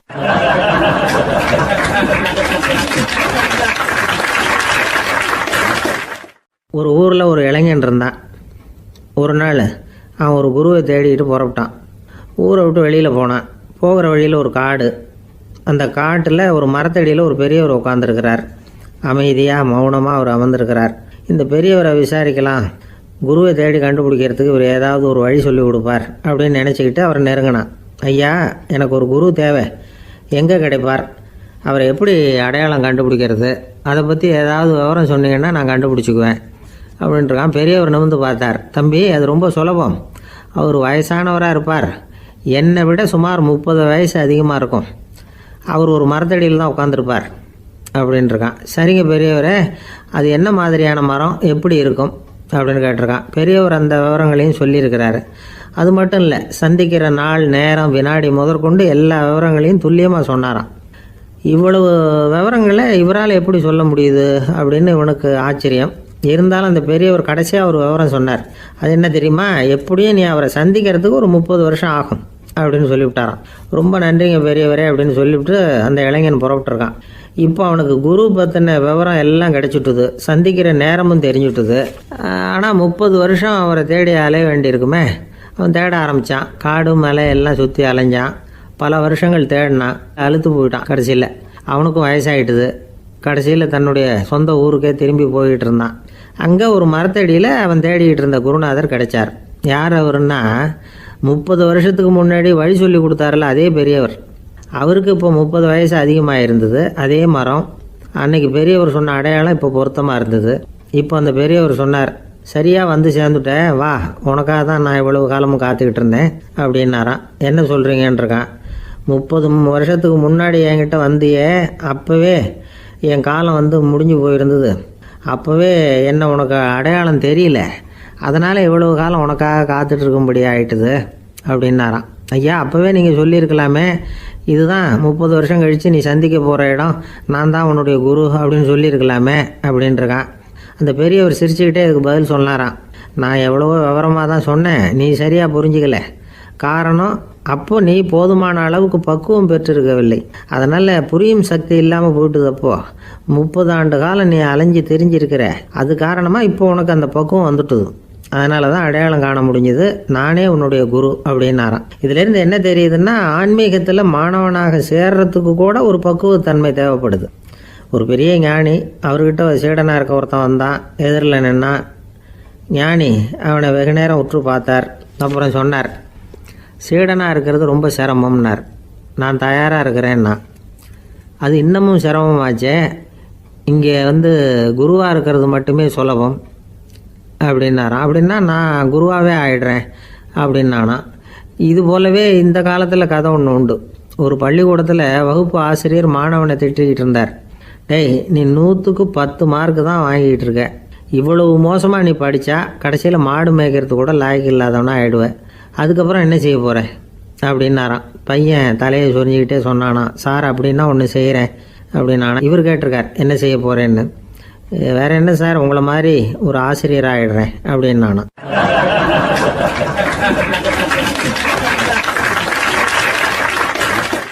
இமயமலை அடிவாரத்தில் ஒரு மடம். அங்கே ஒரு சன்னியாசி இருந்தார். அவர்கிட்ட ஒருத்தர் வந்தார். சுவாமி, ஆசையை உதற நினைக்கிறேன், முடியல, ஒட்டிக்கிட்டே வருது அப்படின்னாராம். இப்படி உட்கார, ஒரு கதை சொல்கிறேன் அப்படின்னு சொல்லி அவர் சொல்ல ஆரம்பித்தாராம். அவர் சொன்ன கதை என்னென்னா, ஒரு ஊரில் ஒரு ஆள் இருந்தான். அவன் பேர் குப்புசாமி. அவன்கிட்ட எப்பவும் ஒரு பழைய தொப்பி இருக்கும், விடவே மாட்டான். அதனால் அவனை எல்லோரும் தொப்பி சாமி அப்படின்னு தான் கூப்பிடுறது வழக்கம். ஒரு புது தொப்பி வாங்கிக்கப்படாதாப்பா அப்படின்னு நண்பர்கள்லாம் சொல்லி பார்த்தாங்க. பணத்துக்கு எங்கே போவேன் அப்படின்னு விட்டானான். பணம் வச்சுருக்கான், செலவு பண்ண மனசு வரல, மகா கஞ்சன். பழைய பாட்டில்கள்லாம் வாங்கி விற்றுக்கிட்டு இருந்தான். அப்படி ஒரு தடவை பழைய கண்ணாடி சாமான்களை ஏலத்தில் எடுத்தப்போ அதில் ஒரு அருமையான சென்ட்டு பாட்டில் கிடச்சிது. உடனே ஒரு ஐடியா பண்ணான். அந்த சென்ட்டை சின்ன சின்ன பாட்டில்களில் அடைச்சி ஜன்னல் ஓரமாக அடுக்கி வச்சுட்டான். அதை விற்றா நிறைய பணம் கிடைக்குமே. அதனால் இதுக்கு இடையில் ஒரு நாள் அவன் அப்படியே உட்காந்துருந்தான். அந்த நேரம் நண்பன் வந்தான். ஏண்டா, உன் பழைய தொப்பியை மாற்றப்படாதா, ஊரில் எல்லோரும் கேலி பேசுகிறாங்களே ஒன்று தொப்பி சாமின்னு அப்படின்னு சொல்லி கேட்டிருக்கான். இந்த சென்ட்டு பாட்டில் விற்றதும் பணம் வரும், அதுக்கப்புறம் பார்க்கலாம் அப்படின்னு நானா. இவன் சரி வா, நீச்சல் குளத்துக்கு போயிட்டு வருவோம் அப்படின்னு கூப்பிட்ருக்கான் நண்பன். 2 பேரும் போனாங்க. அதே நேரம் அந்த ஊர் நீதிபதியும் அங்கே குளிக்க வந்தாராம். அவர்கிட்ட இருந்தது விலை வசந்த ஒரு புது தொப்பி. அதை அங்கே இருந்த ஸ்டாண்டில் மாட்டிவிட்டு குளிக்க போனார். இதுக்கிடையில் குப்புசாமி குளிச்சுட்டு வந்தான். அவனுடைய பழைய தொப்பியை காணலை. அந்த புது தொப்பியை பார்த்தா இது நண்பனுடைய வேலை தான் அப்படிங்கிறதாக புரிஞ்சுக்கிட்டு அதை எடுத்து மாட்டிகிட்டு வந்துட்டான். நீதிபதி குளிச்சுட்டு வந்து பார்க்குறாரு, தொப்பியை காணும். போலீஸில் புகார் கொடுத்தார். அவங்க தேடினாங்க. ஒரு மூலையில் பழைய தொப்பி கிடச்சிது. அடடா, இது நம்ம குப்புசாமியோட தொப்பி இல்லையா அப்படின்னு நானா ஒருத்தன். உடனே அவன் வீட்டுக்கு தேடிட்டு போயிருக்காங்க. அங்கே போய் பார்த்தா புது தொப்பி அங்கே இருக்குது. உடனே அவனுக்கு 1000 ரூபா அபராதம் போட்டாங்களாம். அவன் பணத்தை கட்டிவிட்டு ரொம்ப எரிச்சலோடு வீட்டுக்கு வந்தான். பழைய தொப்பி கண்ணில் பட்டது. மறுபடியும், உன்னால் தானே எனக்கு 1000 ரூபா நஷ்டம் அப்படின்னு சொல்லி அதை எடுத்துக்கிட்டு அப்படி போயிருக்கான். அந்த ஊர் குளத்தில் வீசி எறிஞ்சிட்டு வந்துட்டான். அது மீன் பிடிக்கிற ஒருத்தன் கையில் சிக்கிச்சு. அவன் வர்ற வழியில் அதை எடுத்து வேகமாக வீசி எறிஞ்சான். அது நேராக குப்புசாமி வீட்டு ஜன்னல் வழியாக உள்ளே இந்த சென்ட்டு பாட்டில்கள் மேலே விழுந்து எல்லாம் உடஞ்சி நொறுங்கி போச்சு. குப்புசாமி பார்த்தான். தோட்டத்தில் ஆழமாக ஒரு குழியை வெட்டினான். அந்த தொப்பியை போட்டான், மூடிவிட்டான். இதை அடுத்த வீட்டுக்காரன் பார்த்தான். ஏதோ புதையல் தான் வச்சுருக்கான் போல இருக்குன்னு நினச்சான். போலீஸில் போய் புகார் கொடுத்துட்டான். மறுபடியும் போலீஸ் குழியை தோண்டினாங்க. பழைய தொப்பி மறுபடியும் வெளியில் வந்தது. எல்லோரும் சிரிக்கிறாங்க. அன்னைக்கு ராத்திரியே அந்த தொப்பியை எடுத்துக்கிட்டு நேராக புறப்பட்டான். ஒரு கல்லில் அதை சேர்த்து கட்டி குடிநீர் தொட்டி இருக்கும்ல, அதில் போட்டுட்டு வந்துட்டான். இனிமேல் என்ன பண்ணும் பார்ப்போன்னு. ஒரு நாள் திடீர்னு குழாயெல்லாம் அடைப்பட்டு போச்சு. மாநகராட்சி அலுவலர்கள் என்னன்னு பார்த்தா அந்த பழைய தொப்பி குழாயை அடைச்சிக்கிட்டு இருக்குது. இது குப்புசாமியோட தொப்பிங்கிறது தான் எல்லாருக்கும் தெரியுமே. உடனே குடிநீரை பாழாக்கணத்துக்காக குப்புசாமிக்கு கோர்ட்டு 2500 ரூபா அபராதம் போட்டுவிட்டுது. அதையும் கட்டிவிட்டு வெளில வந்தான். கடைசியாக முடிவு பண்ணான். ஒரு நெருப்பு குச்சியை கிழிச்சான். தொப்பியை கொளுத்தினான். எரிஞ்சுது. எடுத்து வெளில எரிஞ்சான். கொஞ்ச நேரத்தில் தீ அணைப்பு படம் வந்துட்டுது. ஆமாம், இவன் எடுத்து எரிஞ்சது வெளியில் விழுந்து வீட்டு கூரையே பற்றிக்கிட்டு எரிய ஆரம்பிச்சுட்டுது. அவனோட பணத்தாசையும் அதோடு சேர்ந்து எரிஞ்சு போச்சான். இப்படி ஒரு கதை. இந்த கதையை சொல்லி முடித்தார் அந்த இமயமலை அடிவாரத்தில் இருந்த சன்னியாசி. இப்போ அந்த குப்புசாமி எங்கே இருக்கிறான்னு கேட்டார் எதிரில் இருந்தவர். இதோ உன் எதிரிலே இருக்கிறான், நான் தான் அந்த குப்புசாமி அப்படின்னாரான் அந்த சன்னியாசி. அந்த குப்புசாமி கிட்ட இருந்தது மாதிரி ஒரு பழைய தொப்பி நம்ம ஒவ்வொருத்தர்கிட்டையும் உண்டு. அதை எப்படி தொலைக்கிறதுன்னு தெரியாமல் தடுமாறிக்கிட்டு இருக்கிறோம். அது என்ன தொப்பிங்கிறீங்களா? அதுதான் நம்மை சூழ்ந்திருக்கிற மாயை அப்படிங்கிறார் சுவாமி சின்மயானந்தர். மெய்ஞானம் கிடைக்கிறப்போ மாயை எரிஞ்சு போகும் அப்படிங்கிறது அவருடைய கருத்து. நம்மால் ஒருத்தர் வேகமாக ஓடி வந்தார். காலில் மாட்டியிருந்த பழைய செருப்பு ரெண்டையும் ஆவேசமாக தூக்கி ஒரு கிணத்துல போட்டுட்டு வெறுங்காலோடு நடந்து வந்துக்கிட்டு இருக்கிறார். ஏன் அப்படி பண்ணீங்க அப்படின்னு கேட்டோம். அந்த செருப்புக்கு சொந்தக்காரன் பின்னாடி வந்துக்கிட்டு இருக்கிறான், அதனால் அப்படி பண்ணேன் அப்படிங்கிறார் இவர்.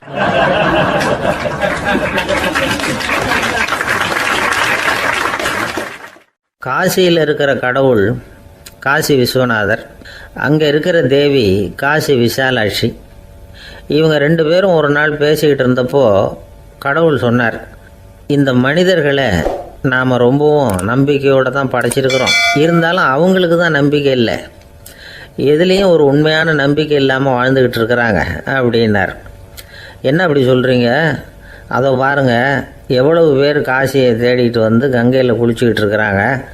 அவங்களெலாம் நம்பிக்கை இல்லைன்னா இவ்வளவு தூரம் தேடிட்டு இங்கே குளிப்பாங்களா அப்படின்னு நாங்கள் தேவி.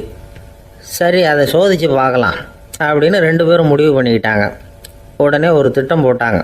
அது எப்படின்னா, நாம் ரெண்டு பேருமே பக்தர்கள் மாதிரி உருவத்தை மாற்றிக்கிட்டு கங்கை கரைக்கு போக வேண்டியது. நான் கங்கையில் இறங்கி குளிக்கிறேன். கொஞ்ச நேரத்தில் சுழலில் மாட்டிக்கிட்டது மாதிரி நடிக்கிறேன். நீ உடனே கரையிலிருந்து சத்தம் போடும், என்னோடய வீட்டுக்காரரை யாராவது காப்பாற்றுங்களேன்னு சத்தம் போடும். அதோடு இன்னொன்று சொல்லு, யாராவது ஒரு புண்ணிய ஆத்மா அவர்கிட்ட போய் அவருடைய முடியை பிடிச்சி இழுக்கணும். அப்படி ஒரு சாபம் இருக்குது எங்களுக்கு. புண்ணிய ஆத்மா, அதாவது எந்த பாவமும் செய்யாத இல்லாத ஒருத்தர் தான் அவரை காப்பாற்ற முடியும். அப்படிப்பட்டவங்க யாராவது வெள்ளத்தில் குதித்து என்னுடைய கணவரை காப்பாற்றுங்கோ அப்படின்னு நீ சத்தம் போடு, கூச்சல் போடு, என்ன நடக்குதுன்னு பார்க்கலாம் அப்படின்னார் கடவுள். சரின்னு சொல்லி ரெண்டு பேருமா சாதாரண பக்தர்கள் மாதிரி கங்கை கரைக்கு சேர்ந்தாங்க. அவர் இறங்கி குளித்தார். திட்டம் போட்டது மாதிரியே சுழலில் மாட்டிக்கிட்டது மாதிரி கத்துனார். கரையில் இருந்த அந்த அம்மா, ஐயோ என் கணவரை காப்பாற்றுங்களேன், யாராவது காப்பாற்றுங்களேன்னு கத்துனாங்க. பல பேர் ஓடி வந்தாங்க. உடனே இவங்க, பாவம் இல்லாத புண்ணிய ஆத்மா ஒருத்தரால் தான் என்னுடைய கணவர் காப்பாற்றப்படணுங்கிறது விதி, அப்படி ஒரு சாபம் இருக்குது, அதனால் புண்ணிய ஆத்மா யாராவது அவர்கிட்ட போய் அவர் முடியை பிடிச்சி தூக்கினா அவரை காப்பாற்றி விடலாம் அப்படின்னாங்க. இவங்க இப்படி சொன்னதும் எல்லாரும் திகைச்சு போய் நின்றுட்டாங்க. ஒவ்வொருத்தருக்கும் அவங்க செஞ்ச பாவம்லாம் ஒவ்வொன்றா ஞாபகத்துக்கு வர ஆரம்பிச்சுட்டுது. சரி, இதுக்கு நாம் லாயக்கு இல்லை அப்படின்னு சொல்லி ஒதுங்கி போக ஆரம்பிச்சிட்டாங்க எல்லாம். இந்த சமயத்தில் யாரோ ஒருத்தர் வேகமாக ஓடி வந்தார். ஆற்றுல குதிச்சார். அவர்கிட்ட போனார், முடியை பிடிச்சார், தூக்கினார், அவரை காப்பாற்றி கரைக்கு கொண்டுட்டு வந்துட்டார். அப்படி காப்பாற்றின அந்த ஆளை இவங்க ரெண்டு பேரும் தனியாக கூப்பிட்டுக்கிட்டு ஒரு மண்டபத்துக்கு வந்துட்டாங்க. விசாரிக்கிறாங்க. நீ யாரப்பா அப்படின்னு கேட்குறாங்க. ஏதும் தெரியாத மாதிரி. நான் இந்த ஊர் அன்ன சத்திரத்தில் வேலை செய்கிற ஒரு சமையல்காரன் அப்படிங்கிறார். நீ கங்கையில் குளிக்கிறது உண்டான்னு கேட்டிருக்காங்க. நான் இந்த ஊர்லேயே தான் இருக்கிறேன், இருந்தாலும் தினமும் கங்கையில் குளிக்கிறதில்ல, எப்பாவது ஒரு நாள் அங்கே குளிப்பேன் அப்படின்னார். கங்கையில் மூழ்கி எழுந்திரிச்சா பாவம்லாம் தொலையும்னு சொல்கிறாங்க. அப்படி இருக்கிறப்போ அங்கே இன்றைக்கி கங்கையில் குளிச்சுக்கிட்டு இருக்கிறவங்கெல்லாம் தங்களை புண்ணிய ஆத்மாவாக நினைக்கல. கங்கையில் குளிக்காத நீ உன்னை புண்ணிய ஆத்மாவாக நினச்சி என்னை காப்பாற்ற வந்திருக்கிற, அது எப்படி அப்படின்னு கேட்டார். அதுக்கு அந்த ஆள் சொல்கிறான், கங்கையில் குதித்ததுக்கு அப்புறம் தானே உங்களை காப்பாற்ற போகிறோம். அப்படி குதிக்கும் பொழுது என்னுடைய பாவம்லாம் போயிருக்கும்ல, நான் புண்ணிய ஆத்மாவாக ஆயிருப்பேனே, அதனால தான் துணிஞ்சு உங்களை காப்பாற்றினேன் அப்படின்னா. கடவுளும் தேவியும் அவனுக்கு காட்சி கொடுத்தாங்களாம். இப்படி ஒரு கதை உண்டு. அதாவது கங்கையில் குளிச்சுக்கிட்டு இருக்கிறவங்களுக்கே தங்களுடைய பாவம் போகுங்கிற நம்பிக்கை பரிபூர்ணமாக இல்லை. குளிக்காத ஒருத்தனுக்கு அந்த நம்பிக்கை இருந்தது. அதனால் அவனால் கடவுளை பார்க்க முடிஞ்சது. கடவுளை நாமளும் பார்க்க முடியுமா முடியாதா அப்படிங்கிற குழப்பம்லாம் நமக்கு வேண்டியதில்லை. நம்பிக்கையோடு வாழணுங்கிற உண்மையை மட்டும் இந்த கதையிலேருந்து புரிஞ்சுக்கிட்டால் போதும். ஏன்னா இந்த கதையை கேட்டுட்டு ஒரு நண்பன் குதர்க்கமாக ஒரு கேள்வி கேட்டான். ஏன் சார், கங்கையில் குளித்தா பாவம் போயிடும்னு சொல்கிறீங்களே, நான் எனக்கு வேண்டாத ஒருத்தனை அழைச்சிட்டு போய் கங்கையிலேயே தள்ளி விட்டுட்டு அதுக்கப்புறம் அங்கேயே முழுக்க போட்டுட்டு நான் செஞ்ச பாவத்தை அதுலேயே கழுவி விட்டுட்டு மறுபடியும் உங்ககிட்ட வந்துடுறேன்னு வச்சுக்கோங்க, நீங்கள் என்னை புண்ணிய ஆத்மான்னு ஏற்றுக்குவீங்களா அப்படிங்கிறான். ஆள் கொஞ்சம் ஆசைந்தான், நம்மளே அங்கே அழைச்சிட்டு போனாலும் போயிடுவான்.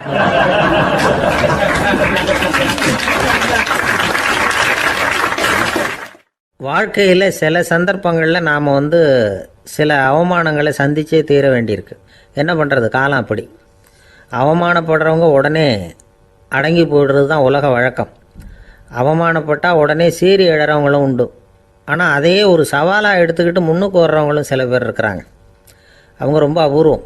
இன்றைக்கி மனோதத்துவ நிபுணர்கள்லாம் என்ன சொல்கிறாங்க தெரியுமா? அவமானப்பட்டுட்டா உடனே அடங்கி போயிடக்கூடாதான். அதையே ஒரு சவாலாக எடுத்துக்கிட்டு மனசில் ஒரு வைராக்கியத்தோடு முயற்சி பண்ணினா வாழ்க்கையில் எல்லாரும் முன்னேறலாம்.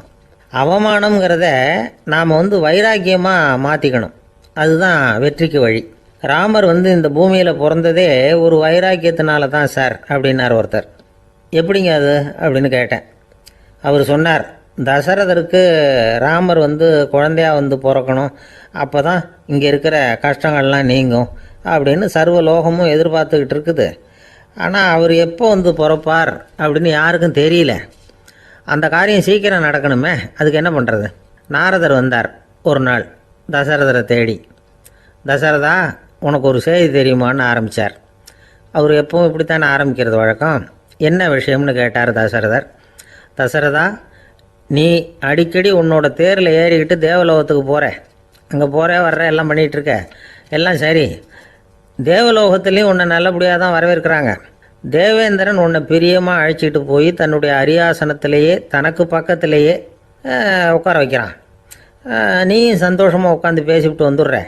ஆனால் நீ இங்கே வந்ததுக்கு அப்புறம் அங்கே என்ன நடக்குது தெரியுமா உனக்கு அப்படின்னாரான் நாரதர். என்ன நடக்குது எனக்கு ஒன்றும் தெரியலையே அப்படின்னாரான் தசரதர். நாரதர்கிட்ட கிட்டத்தில் கேட்டிருக்கார், கொஞ்சம் சொல்லுங்கள் என்னது அப்படின்னு. அவர் நெருங்கி வந்தாரான் நாரதரும். மெதுவாக அவர் காதோட காதாக சொன்னாராம். அதாவது நம்ம பாஷையில் சொல்லப்போனால் பற்ற வைக்கிறார். நீ அங்கே தேவேந்திரங்கிட்ட உட்காந்து பேசிவிட்டு வந்த பிறகு நீ அங்கே உட்காந்துருந்த அரியாசனத்தை தண்ணி ஊற்றி கழுவி சுத்தப்படுத்துகிறாங்க. நீ என்ன அந்த அளவுக்கு சுத்தம் இல்லாத ஆளா, தினம் குளிக்காமையாக இருக்கிற அப்படின்னாராம். தசரதருக்கு இது ரொம்ப அவமானமாக போயிட்டுது. அப்படியே செய்கிறாங்க அப்படின்னாராம். ஆமாம், நீ வேணும்னா நான் சொல்கிறது உண்மையா இல்லையா அப்படின்னு சோதனை பண்ணி பார்த்துக்கோ அப்படின்னாரான் நாரதர். உடனே தசரதர் இதுக்காகவே புறப்பட்டு தேவலோகம் போனார். அங்கே வழக்கம் போலவே இவரை கூப்பிட்டு உட்கார வச்சு பேசிக்கிட்டு இருந்தான் தேவேந்திரன். கொஞ்ச நேரம் பேசிக்கிட்டு இருந்துட்டு சரி நான் கிளம்புறேன்னு புறப்பட்டார். சரி, அவனும் வாசல் வரைக்கும் வழி அனுப்பி வச்சுட்டு உள்ளே போயிட்டான். தசரதர் வெளியில் கொஞ்ச நேரம் மறைஞ்சி இருந்துட்டு மெதுவாக உள்ளே எட்டி பார்த்தார் என்ன நடக்குதுன்னு. நாரதர் சொன்னது உண்மைதான். தசரதர் உட்காந்துருந்த ஆசனத்தை அங்கே 2 தேவர்கள் கழுவி சுத்தப்படுத்திக்கிட்டு இருக்கிறாங்க. தசரதரால் இதை தாங்கிக்க முடியல. அவருக்கு ரொம்ப அவமானமாக போச்சு. நேராக கிடுகிடுன்னு தேவேந்திரங்கிட்டே போனார். நான் உட்காந்துருந்த இருக்கையே சுத்தம் பண்ணுறியே, நான் என்ன அந்த அளவுக்கு பாவியா அப்படின்னு கேட்டார். ரொம்ப கோபமாக கேட்டார். தசரதரே, மனுஷனுக்கு 3 கடன்கள் உண்டு. தேவ கடன், ரிஷி கடன், பித்ரு கடன். இதை தீர்க்காதவன் பாவியாகிறான். இதில் மகனை பெறுவதால் தான் பித்ரு கடன் தீரும். உனக்கு மகன் கிடையாது, அதனால் நீ பாவி ஆகிற. பாவி உட்காந்துருந்த இடம்ங்கிறதுனால அதை சுத்தம் செய்ய வேண்டியது எங்கள் கடமை அப்படின்னு நானும் தேவேந்திரன். இந்த இடத்துல தசரதருக்கு ஏற்பட்ட அவமானம் ஒரு வைராக்கியமாக மாறிச்சு. தேவேந்திரனே கேட்டுக்கோ, ஒரு மகனை பெற்ற பிறகு தான் இந்த சபையில் மறுபடியும் அடி எடுத்து வைப்பேன் அப்படின்னு சொல்லிவிட்டு போயிட்டாரான். போய் புத்திர காமேஷ் யாகம் பண்ணார். புத்திரர்கள் பிறந்தார்கள். இந்த கதையில் உள்ள கருத்து என்னென்னா, தேவேந்திரன் தசரதரை அப்படி அவமானப்படுத்தலைன்னா அவருக்கு இப்படி ஒரு வைராக்கியம் பிறந்திருக்குமா யோசிச்சு பார்க்கணும். நமக்கு ஏற்படுகிற சில அவமானங்களையும் வைராக்கியமாக மாற்றிக்குவோம். அப்படி மாற்றிக்கிட்டோம்னா வாழ்க்கையில் முன்னேறலாம். நம்ம ஆளுங்க சில பேர் அவமானத்தை வைராக்கியமாக மாற்றிக்கிறது எப்படி தெரியுமா? நம்மக்கிட்ட ஒரு பையன் சொன்னான், எங்கள் அப்பா என்னை எல்லாருக்கும் முன்னாடி வச்சு திட்டிவிட்டார், பொறுப்பு இல்லாமல் ஊர் சுற்றுறேன்னு சொல்லி அவமானப்படுத்தி விட்டார். இனிமேல் நீ என் முகத்திலேயே முழிக்காதரா போடான்னு வேற சொல்லிவிட்டார். எனக்கு ரோஷம் வந்துட்டுது. அந்த அவமானத்தை வைராக்கியமாக மாற்றிக்கிட்டேன். அன்னையிலேருந்து அவர் முகத்திலேயே முழிக்கிறது இல்லை அப்படின்னா. அப்படியான்னு கேட்டோம். ஆமாங்க, அவர் வீட்டில் இல்லாத நேரமாக பார்த்து உள்ளே சமையல் கட்டுக்கு போய் சாப்பிட்டுட்டு நைஸாக வெளியில் வந்துடுவேன் அப்படிங்கிறான் அவன்.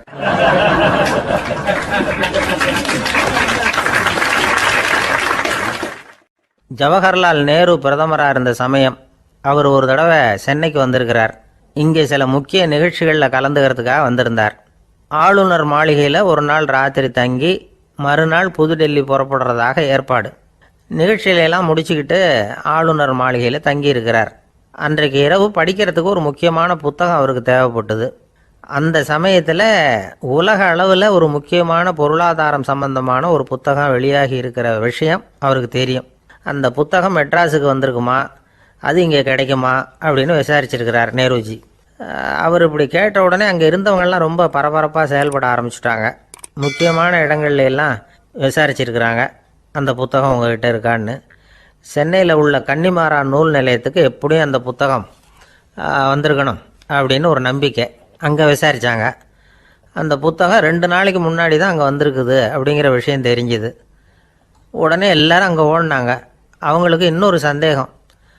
புத்தகம் வந்திருக்கு சரி, அது இந்த சமயத்தில் வேறு யாரும் படிக்கிறதுக்கு எடுத்துகிட்டு போயிருக்கக்கூடாதே அப்படிங்கிற சந்தேகம் இருந்தாலும் மனசுக்குள்ளே ஒரு தைரியம். இப்படி ஒரு புத்தகம் வெளிவந்திருக்கிற விஷயமே நேருஜி சொல்லி தான் நமக்கே தெரியும். அதுவும் இல்லாமல் உலக பொருளாதாரம் சம்பந்தமான ஏதோ ஒரு புத்தகம் அது. அதை போய் இந்த நேரத்தில் அவ்வளவு ஆர்வமாக யார் எடுத்துகிட்டு போயிட போகிறாங்க அப்படிங்கிற தைரியம். இந்த தைரியத்தோடு அந்த நூல் நிலையத்துக்கு ஓடினாங்க. புத்தகத்தை தேடினா அது கிடைக்கல. யாரோ எடுத்துகிட்டு போயிருக்கிறாங்க. நேருவுக்கு மட்டுமே தெரிஞ்சிருந்த அந்த புத்தகம் பற்றின விஷயம் சென்னையில் வேற ஒருத்தருக்கும் தெரிஞ்சிருக்குது. உடனே எல்லாரும் பரபரப்பாக அதுக்குன்னு இருக்கிற ரிஜிஸ்டர் இருக்குல்ல, பதிவேடு, அதை புரட்டி பார்க்குறாங்க யார் எடுத்துகிட்டு போகிறாங்கன்னு தெரிஞ்சுக்கிறதுக்காக. எடுத்துகிட்டு போனவங்க அதில் கையெழுத்து போட்டிருப்பாங்கல்ல, அதை பார்த்து யாருன்னு தெரிஞ்சுக்கலாம் அப்படிங்கிறதுக்காக தான் அதை புரட்டுறாங்க. அதோ அந்த புத்தகத்தோட பேர் பக்கத்தில் அதை எடுத்துக்கிட்டு போனவங்க கையெழுத்து உத்து பார்க்குறாங்க எல்லாரும். அதில் போட்டிருக்குது பேர் சிஎன் அண்ணாதுரை அப்படின்னு எழுதியிருந்தது. அவர் தான் பேரறிஞர் அண்ணா. நேரு படிக்க விரும்பின ஒரு புத்தகத்தை அதே நேரம் படிக்க விரும்பின இன்னொரு தலைவர் இவர். படிக்கிறதுல அவருக்கு இருந்த ஆர்வத்தை நாம் தெரிஞ்சுக்கணும்னா அதுக்கு எவ்வளவோ சம்பவங்கள் இருக்குது. கடைசி காலத்தில் அவர் அடையாறு மருத்துவமனையில் படுத்திருக்கிறார். அவருக்கு ஒரு முக்கியமான அறுவை சிகிச்சை செய்ய வேண்டியிருக்குது அவசரமாக. அமெரிக்காவிலேருந்து டாக்டர் மில்லர் வந்திருக்கிறார். அவர்கிட்ட கேட்குறார், டாக்டர் நாளைக்கே அறுவை சிகிச்சை செய்ய போகிறீங்களா அப்படின்னு.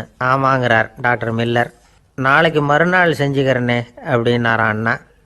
ஏன் ஏதாவது நாள் பார்க்குறீங்களான்னு கேட்டிருக்கார். இல்லை, ஒரு புத்தகத்தை படிச்சுக்கிட்டு இருக்கிறேன், அதை நாளைக்குள்ளே முடிச்சிருவேன், அதுக்கப்புறம் நான் இறந்தாலும் கவலை இல்லை அப்படின்னாரான் இவர். அவர் தான் அறிஞர் அண்ணா. சங்ககால நூல்கள்லேருந்து சமீபத்தில் வந்த நூல்கள் வரைக்கும் எல்லாம் அவர் படிச்சிருக்கிறார். ஒரு திருமண விழாவில் அவர் பேசும்பொழுது சொன்ன விஷயம் இது. சங்க காலத்தில் காதலியை மணக்க விரும்புகிறவனுக்கு அவனுடைய தந்தை வீர சோதனைகள்லாம் வைப்பார். போய் புலிப்பல் கொண்டுக்கிட்டு வா, அப்போ தான் என் பொண்ணை கொடுப்பேன் அப்படின்னு சொல்லுவார். காதலன் உடனே காட்டுக்கு போவான், ஒரு புலியை கொன்று அதனுடைய பல்லை கொண்டுக்கிட்டு வருவான். அதை வீர பதக்கத்தில் பதிச்சு அவனுக்கு மாமனார் சூட்டுவார் கல்யாண சமயத்தில். இப்போலாம் காதலன் கிட்ட அப்படி சொல்ல முடியாது. இப்போலாம் காதலன் கிட்ட காட்டுக்கு போய் புலிப்பல் கொண்டுக்கிட்டு வான்னு யாராவது சொன்னால் புலி தான் மாப்பிள்ளையாக வந்து சேரும் அப்படின்னார்.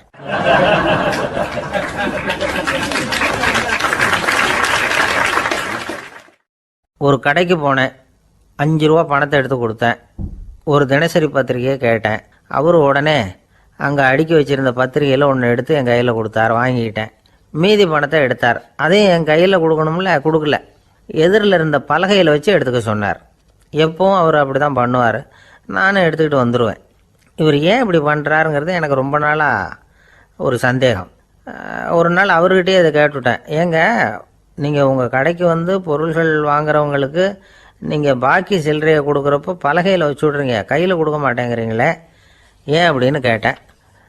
காசை கையில் கொடுத்தா நம்மக்கிட்ட இருக்கிற லட்சுமி போயிடுவா சார் அப்படின்னார். அதாவது பணம் செலவாயிடும் அப்படின்னு அர்த்தமா. இன்னொரு நண்பர் அவர் ஒரு நாள் வழக்கத்துக்கு மாறாக ரொம்ப சோகமாக உட்காந்துருக்கிறார். ஏங்க என்னாச்சு, ஏன் இப்படி கப்பலே கவிழ்ந்தது மாதிரி உட்காந்துருக்குறீங்க அப்படின்னு கேட்டேன். கப்பலே கவிழ்ந்திருந்தா கூட நான் இப்படி கவலைப்பட மாட்டேன் சார், வேற ஒன்று நடந்து போச்சுன்னார். என்னன்னு கேட்டேன். என் உச்சந்தலையில் பல்லி ஒன்று விழுந்துட்டுதுன்னார். அதுக்காகவா இப்படி அப்படின்னு ஆச்சரியப்பட்டேன். ஆமாங்க, பல்லி உச்சந்தலையில் விழுந்தால் பலன் என்னன்னு பஞ்சாங்கத்தில் பார்த்தேன், மரணம்னு போட்டிருக்கு அப்படின்னு சொல்லிவிட்டு அவர் தொடர்ந்து கவலைப்பட ஆரம்பிச்சிட்டார். இப்படியும் ஒருத்தர், என் கூட வேலை பார்க்குற ஒருத்தர் எப்படி தெரியுமா, தினமும் வலது காலை வச்சு தான் ஆஃபீஸுக்கு உள்ளே நுழைவார். என்னைக்காவது தவறுதலாக இடது காலை வச்சு உள்ளே வந்துட்டார்னா அன்னைக்கு பூரா மனசு சங்கடப்படுவார், எந்த வேலையும் சரியாக ஓடாது. கேரம் போர்டு ஆடுற ஒருத்தர் எப்போ ஆட உட்காந்தாலும் ஸ்ட்ரைக்கரை கை தவறி கீழே விழுற மாதிரி பண்ணி அதுக்கப்புறம் அதை எடுத்துக்கிட்டு ஆட உட்காருவார். ஏன்னா எப்போவும் ஒரு தடவை நிஜமாகவே அது கை தவறி கீழே விழுந்திருக்குது, அன்னைக்கு பிரமாதமாக ஜெயிச்சுட்டார். உடனே ஒரு முடிவுக்கு வந்துட்டார், கை தவறுனா லாபம் அப்படின்னு. அதுக்கப்புறம் அதையே பழக்கமாக்கிக்கிட்டார். பூனை குறுக்க போனால் சகனம் சரியில்லைன்னு நினைக்கிறவங்க உண்டு. ஆனால் ஒருத்தர் எப்படி தெரியுமா, அவர் வெளியில் கிளம்புற சமயம் பக்கத்து வீட்டு ரேடியோவில் மியாவ் மியாவ் பூனை குட்டின்னு பாட்டு சத்தம் கேட்டால் கூட போதும், சகனம் சரியில்லைன்னு பிரயாணத்தை கேன்சல் பண்ணிவிடுவார். இப்போ இவ்வளவும் எதுக்கு சொல்கிறோம்னா, அளவுக்கு மீறின சகுன நம்பிக்கைகள் இருக்குது பாருங்கள், இதோட பயமும் சேர்ந்துக்கிட்டதுன்னு வச்சுக்கோங்க, இது ஒருத்தருடைய மனநிலையை பாதிச்சிடும். இது உளவியல் நிபுணர்கள் சொல்கிற கருத்து. வாழ்க்கையே தடுமாற வச்சிரும். பாதுகாப்பு இல்லாத உணர்வு, ஒரு விதமான டிப்ரெஷன் மனநிலை, இதெல்லாம் தான் இதுக்கு காரணமாக அமையலாம். சில பேர் காய்கறி நறுக்க கத்தியை கையில் எடுத்தால் கூட நேரம் சரியாக இருக்கா அப்படின்னு பார்த்துட்டு தான் வேலையை ஆரம்பிக்கிறது வழக்கம். அறிவு தான் மனசுக்கு வாத்தியாராக இருக்கணும், அப்போ தான் வாழ்க்கை நிம்மதியாக இருக்கும். அறிவு மனசு சொல்கிறபடியெல்லாம் கேட்க ஆரம்பிச்சுட்டுதுன்னா இடைஞ்சல் தான். ஒருத்தருக்கு 7ஆம் நம்பர் தான் ராசியான நம்பரான், 7ஆம் தேதி தான் எந்த காரியத்தையும் ஆரம்பிப்பாராம். 7 எழுத்து வர்றது மாதிரி பேரை மாற்றி வச்சுக்கிட்டார். 7 மணிக்கு தான் தினமும் எழுந்திருப்பார். 7ஆம் நம்பர் வீட்டில் தான் குடியிருக்கார். கல்யாணம் கூட 7ஆம் தேதி தான் பண்ணிக்கிட்டார். அவர் ஒரு நாள் குதிரை பந்தயத்துக்கு போனாராம். குதிரையோட பேரையெல்லாம் பார்த்தார். ஒரு குதிரையோட பேர் 7 எழுத்தில் அமைஞ்சிருந்தது. 7 தானே இவருக்கு அதிர்ஷ்ட நம்பர், அதனால் உடனே அது பேரில் பணத்தை கட்டினார். பந்தயம் நடந்தது. என்ன சார் ஆச்சுன்னு கேட்டாங்க. நான் பணம் கட்டின அந்த என்னோட குதிரை 7ஆவதாக சேர்ந்தது சார் அப்படின்னாராம் சோகமாக.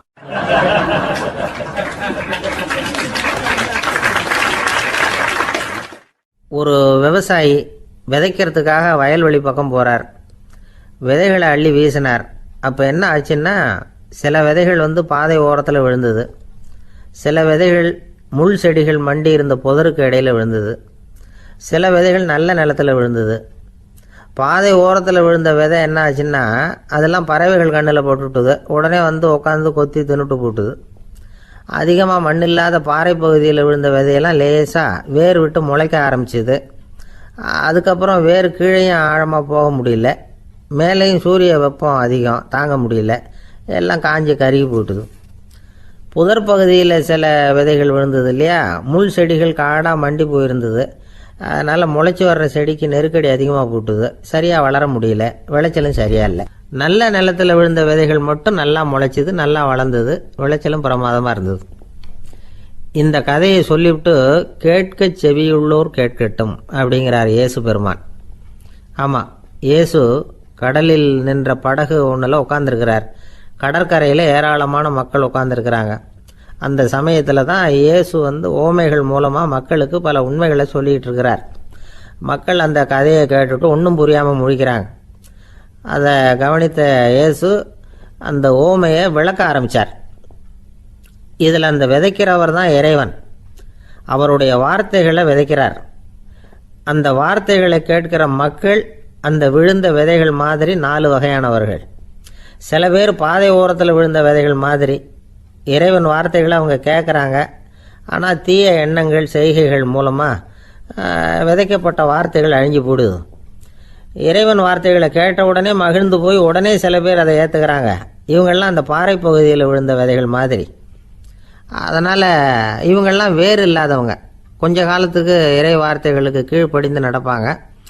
அதனால் ஏதாவது இடைஞ்சல் ஏற்பட்டால் உடனே தடுமாறுவாங்க. தங்கள்கிட்ட இருக்கிற நல்ல பண்புகளை விட்டுட்டு பாவ வழிகளுக்கு போயிடுவாங்க. முள் செடிகளுக்கு இடையில விழுந்த விதைகள் மாதிரி உள்ளவங்க யாருன்னா இவங்களுக்கு உலக கவலை உண்டு, செல்வத்தின் மீது மயக்கம் உடையவர்கள். உலக ஆசைகள் இவங்களுக்குள்ளே பூந்துடுறதுனால அங்கே இருக்கிற நல்ல பண்புகள் மறைஞ்சு போயிடுது. அதனால் அவங்களும் உபயோகம் இல்லாதவங்களாக ஆயிடுறாங்க. நல்ல மனிதர்கள் நல்ல நிலத்தில் விழுந்த விதைகளுக்கு ஒப்பானவர்கள். இவங்க இறை வார்த்தையை கேட்குறாங்க, அதை ஏற்றுக்கிறாங்க, அவங்களும் நல்லபடியாக வாழுறாங்க, அடுத்தவங்களுக்கும் உபயோகமாக இருப்பாங்க. இதுதான் இயேசு சொன்ன விளக்கம். நல்ல வார்த்தைகளை கேளுங்கள், நல்ல வார்த்தைகளை ஏற்றுக்கொள்ளுங்கள், அடுத்தவங்களுக்கு உபயோகமாக இருங்க. இதுதான் பெரியவங்கள்லாம் நமக்கு சொல்லுகிற உபதேசம். ஒரு அப்பா தன்னுடைய மகனுக்கு உபதேசம் பண்ணார். இதை பாருப்பா, நல்ல வார்த்தைகளை கேட்கணும், எப்போதுமே மகன் அப்பா பேச்சை கேட்கறது நல்லது அப்படின்னாராம். நீ ஏதாவது ஒரு தப்பு பண்ணால் என் தலையில் ஒரு முடி நரைச்சி வெள்ளையாக போடும்பா, நீ செய்கிற ஒவ்வொரு தப்புக்கும் என் தலையில் ஒவ்வொரு முடி வெள்ளையாயிடும் அப்படின்னாராம். பையன் யோசிச்சான், அப்பா இப்போ தான் எனக்கு புரியுது, தாத்தாவோட தலைமுடி பூராவும் வெள்ளையாக இருக்கிறதுக்கு என்ன காரணம்ங்கிறது எனக்கு இப்போ தான் புரியுது அப்படின்னானா.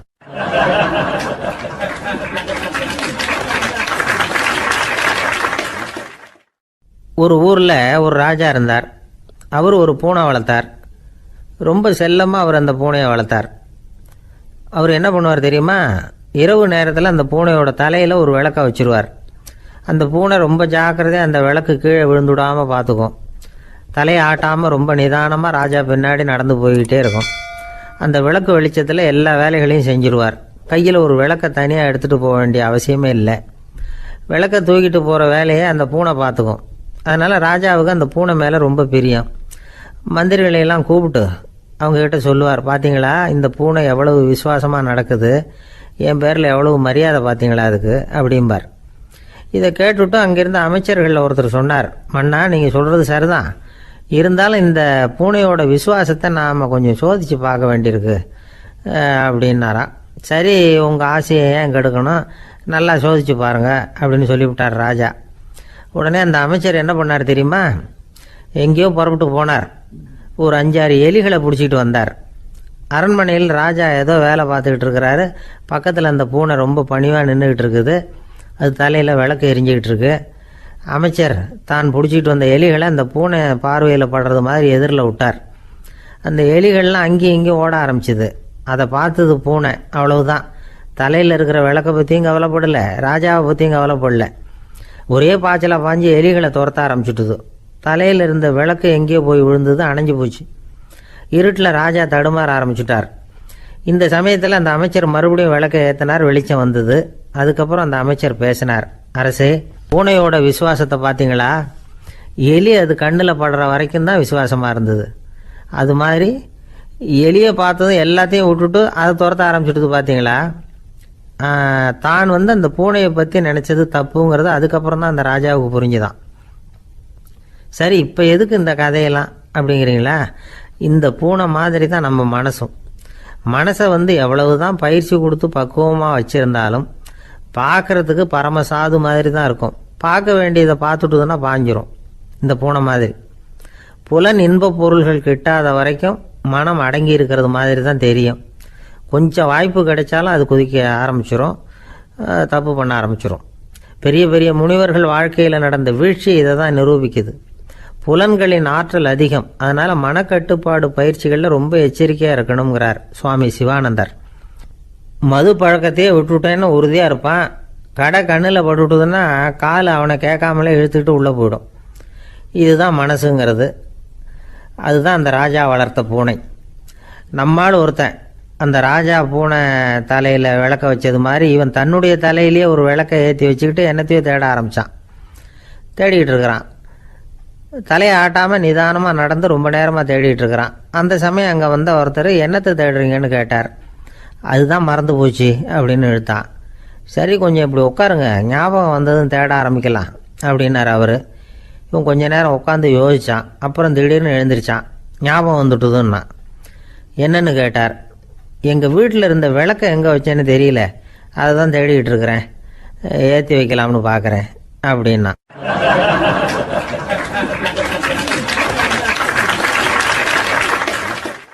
ஒரு ராஜா இருந்தார். நாடு பூராவும் நிறைய மரங்களை நட்டு வளர்க்கணுங்கிறது அவரோட ஆசை. தானே அதுக்கு முன்மாதிரியாக இருக்கணும்னு நினைச்சார். அரண்மனையை சுற்றி மரங்களை நட்டு வளர்த்தார். இதை பார்த்துட்டு ஜனங்களும் அவங்கவுங்க வீட்டை சுற்றி மரக்கன்றுகளை நட்டு வளர்த்தாங்க. கொஞ்ச காலத்தில் ஊர் பூரா பசுமையாக மாறிச்சு. எல்லாருக்கும் சந்தோஷமாக இருந்தது. இது ஒரு பக்கம் இருக்கட்டும். இப்போ நான் சொல்ல போகிற கதை வேற. அதாவது அந்த ராஜா ஒரு நாள் தன்னுடைய அரண்மனையை சுற்றி இருக்கிற விதவிதமான மரங்களை எல்லாம் போய் பார்த்தார். எப்படி இருக்கிறீங்க அப்படின்னு ஒவ்வொரு மரத்துக்கிட்டையும் விசாரிச்சாராம். எந்த மரமும் சந்தோஷமாக இருக்கிறதா தெரியல. அதுக்கும் மனசில் ஒரு குறை.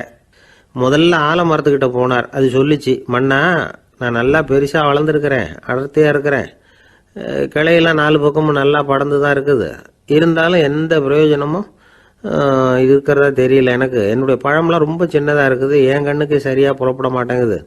நான் இருக்கிற சைஸுக்கு என்னுடைய கிளையில் இருக்கிற பழம்லாம் எவ்வளவு பெருசாக இருக்கணும், அது இத்தனூண்டு இருக்கிறது எனக்கு பெரிய அவமானமாக இருக்குது. இப்படி இங்கே நின்றுக்கிட்டு இருக்கிறதே ரொம்ப கூச்சமாக இருக்குது. ஒரு நல்ல புயல் வந்ததுன்னா பேசாமல் சாஞ்சு விடலாமான்னு பார்க்குறேன் அப்படின்னு புலம்புது ஆலமரம். சரி இருக்கட்டும்னு நினச்சிக்கிட்டு ராஜா அடுத்தபடியாக ஒரு அத்தி மரத்துக்கிட்ட போனார். அதுவும் புலம்ப ஆரம்பிச்சுட்டுது. நான் கூட பெரிய மரம் தான், இல்லை இலையெல்லாம் அழகாக தான் இருக்குது, பழம் அழகாக இருக்குது, இருந்தாலும் உள்ள விஷயம் இல்லையே, அத்தி பழத்தை புட்டு பார்த்தா அத்தனையும் சொத்தை அப்படின்னு பழமொழியே உண்டாயிட்டுதே. இப்படி ஒரு கெட்ட பேரோடு நான் இருக்கணுமா அப்படின்னு புலம்புது அது. சரி இது இருக்கட்டும் அப்படின்னு சொல்லி அடுத்தபடியாக வேப்ப மரத்துக்கிட்ட போனார். அது தன்னுடைய வேதனையை வெளியிட்டது. எனக்கு எவ்வளவோ மருத்துவ குணங்கள்லாம் இருக்கிறதா சொல்லிக்கிறாங்க, இருந்தாலும் என்ன பிரயோஜனம், என்னுடைய பழத்தை மனிதர்கள் யாரும் விரும்பி சாப்பிட்றது இல்லையே அப்படின்னுது. ராஜா அடுத்தாப்புல இருந்து ஒரு பனை மரத்துக்கிட்ட போனார். நான் நல்லா உயரமாக தான் வளர்ந்துருக்கிறேன், மற்ற மரங்கள்லாம் என்னை அண்ணாந்து தான் பார்க்கணும், இருந்தாலும் என்கிட்ட நிழலுக்காக யாரும் ஒதுங்கிறது இல்லையே அப்படின்னுது. என்ன இது எல்லா மரமும் இப்படி திருப்தி இல்லாமல் இருந்துகிட்டு இருக்குதே அப்படின்னு நினச்சிக்கிட்டே ராஜா அடுத்தபடியாக அங்கே இருந்த ஒரு பைன் மரத்துக்கிட்ட போனார். அழகாக உயரமாக பசுமையாக தான் இருந்தது, ஆனால் பழமோ பூவோ கிடையாது. அதை நினச்சி அது வருத்தப்பட்டுக்கிட்டு இருக்குது. ஓக் மரம் அது ஒன்று நின்றுட்டு இருந்தது. அது என்ன சொல்லிச்சுன்னா, இலையுதிர் காலத்தில் என் மேலே இருக்கிற எல்லா இலைகளும் உதிர்ந்து போடுது, முடி கொட்டின மனிதர்கள் மாதிரி மொட்டையாக நான் நிற்க வேண்டி இருக்குது, என்ன வாழ்க்கை இது அப்படின்னு சொல்லி அழுத்துக்கிட்டது. சரி புளிய மரம் என்ன சொல்லுது பார்ப்போம்னு அதுகிட்ட போனால், என்னுடைய நிழலில் யாருமே தங்க மாட்டாங்க, உடம்புக்கு சூடுன்னு ஒதுங்கி போயிடுவாங்க, அடிமரத்தை பார்த்தீங்கன்னா பட்டையெல்லாம் உறிஞ்சி பார்க்கறதுக்கே கேவலமாக இருப்பேன் அப்படின்னுது அது. முருங்கை மரம் என்ன சொல்லிச்சு தெரியுமா, என்னுடைய இலை காயெல்லாம் சாப்பிட்றவங்களுக்கு சத்து கொடுக்கறது வாசம்தான், ஆனால் என் உடம்புல சத்தே கிடையாது, கொஞ்சம் வேகமாக காற்று அடிச்சதுன்னா முறிஞ்சி விழுந்துடுறேன், என்ன வாழ்க்கை இது அப்படின்னு சொல்லி அது வருத்தப்பட்டது. ராஜா யோசனை பண்ணார், என்ன இது மரங்கள் பூமியின் வரங்கள்னு சொல்கிறோம், மழை பெய்யறதுக்கு அதுதான் காரணம், பூமி செழிப்பாக இருக்கிறதுக்கும் அதுதான் காரணம், வீடு கட்டுறதுக்கு மரம், நாற்காலி செய்ய உபயோகப்படுத்துறதுக்கும் அதுதான் உபயோகப்படுது, மனுஷனுக்கு வேண்டிய ஆகாரங்களையும் கொடுக்குது, இப்படிலாம் இருந்தும் எல்லா மரமும் நிம்மதி இல்லாமல் இருந்துக்கிட்டு இருக்குதே அப்படின்னு நினச்சார். அப்போது அங்கே இருந்த ஒரு மகிழ மரம் அவர் கண்ணில் பட்டுது. அந்த மரம் மட்டும் கொஞ்சம் நிம்மதியாக மகிழ்ச்சியாக இருக்கிறது மாதிரி தெரிஞ்சுது. உடனே ராஜா அதுக்கிட்ட போனார். உனக்கு மனசில் எதுவும் குறை இல்லையான்னு கேட்டார். இல்லை நான் சந்தோஷமாக தான் இருக்கேன்னு அந்த மகிழ மரம். அப்படியான்னு ஆச்சரியமாக கேட்டார் ராஜா. ஆமாம் மன்னா, இந்த இடத்துல நீங்கள் ஒரு முருங்கை மரத்தையோ வேப்ப மரத்தையோ கூட நட்டிருக்கலாம், ஆனால் இந்த இடத்துல நடுறதுக்கு என்ன தேர்ந்தெடுத்துருக்குறீங்க, அதுவே எனக்கு பெருமை, அதுவே எனக்கு திருப்தி அப்படின்னு தான் மகிழ மரம்.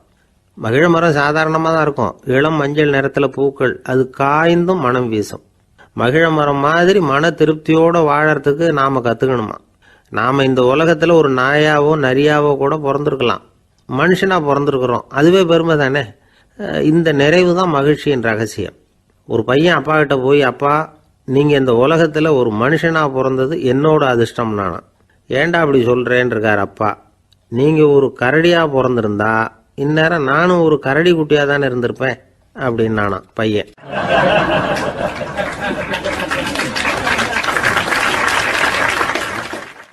இந்த உலகத்தில் நாம் நல்லபடியாக இருக்கணும்னா அதுக்கு முக்கியமாக தேவைப்படுறது 2. ஒன்று செல்வம், இன்னொன்று அறிவு. சரி, இது 2ல் சிறந்தது எது அப்படின்னு ஒரு கேள்வி கேட்டால் என்ன பதில் சொல்கிறது? இதே கேள்வியை ஹஸ்ரத் அலி அவர்கள்கிட்ட கேட்டாங்களாம். அவர் ஒரு பெரிய அறிஞர். கேள்வி கேட்டவங்களும் சாதாரண ஆட்கள் இல்லை, இவங்களும் அறிஞர்கள். ஒரு நாள் ஹஸ்ரத் அலி அவர்கள்கிட்ட 10 அறிஞர்கள் வந்தாங்களாம்.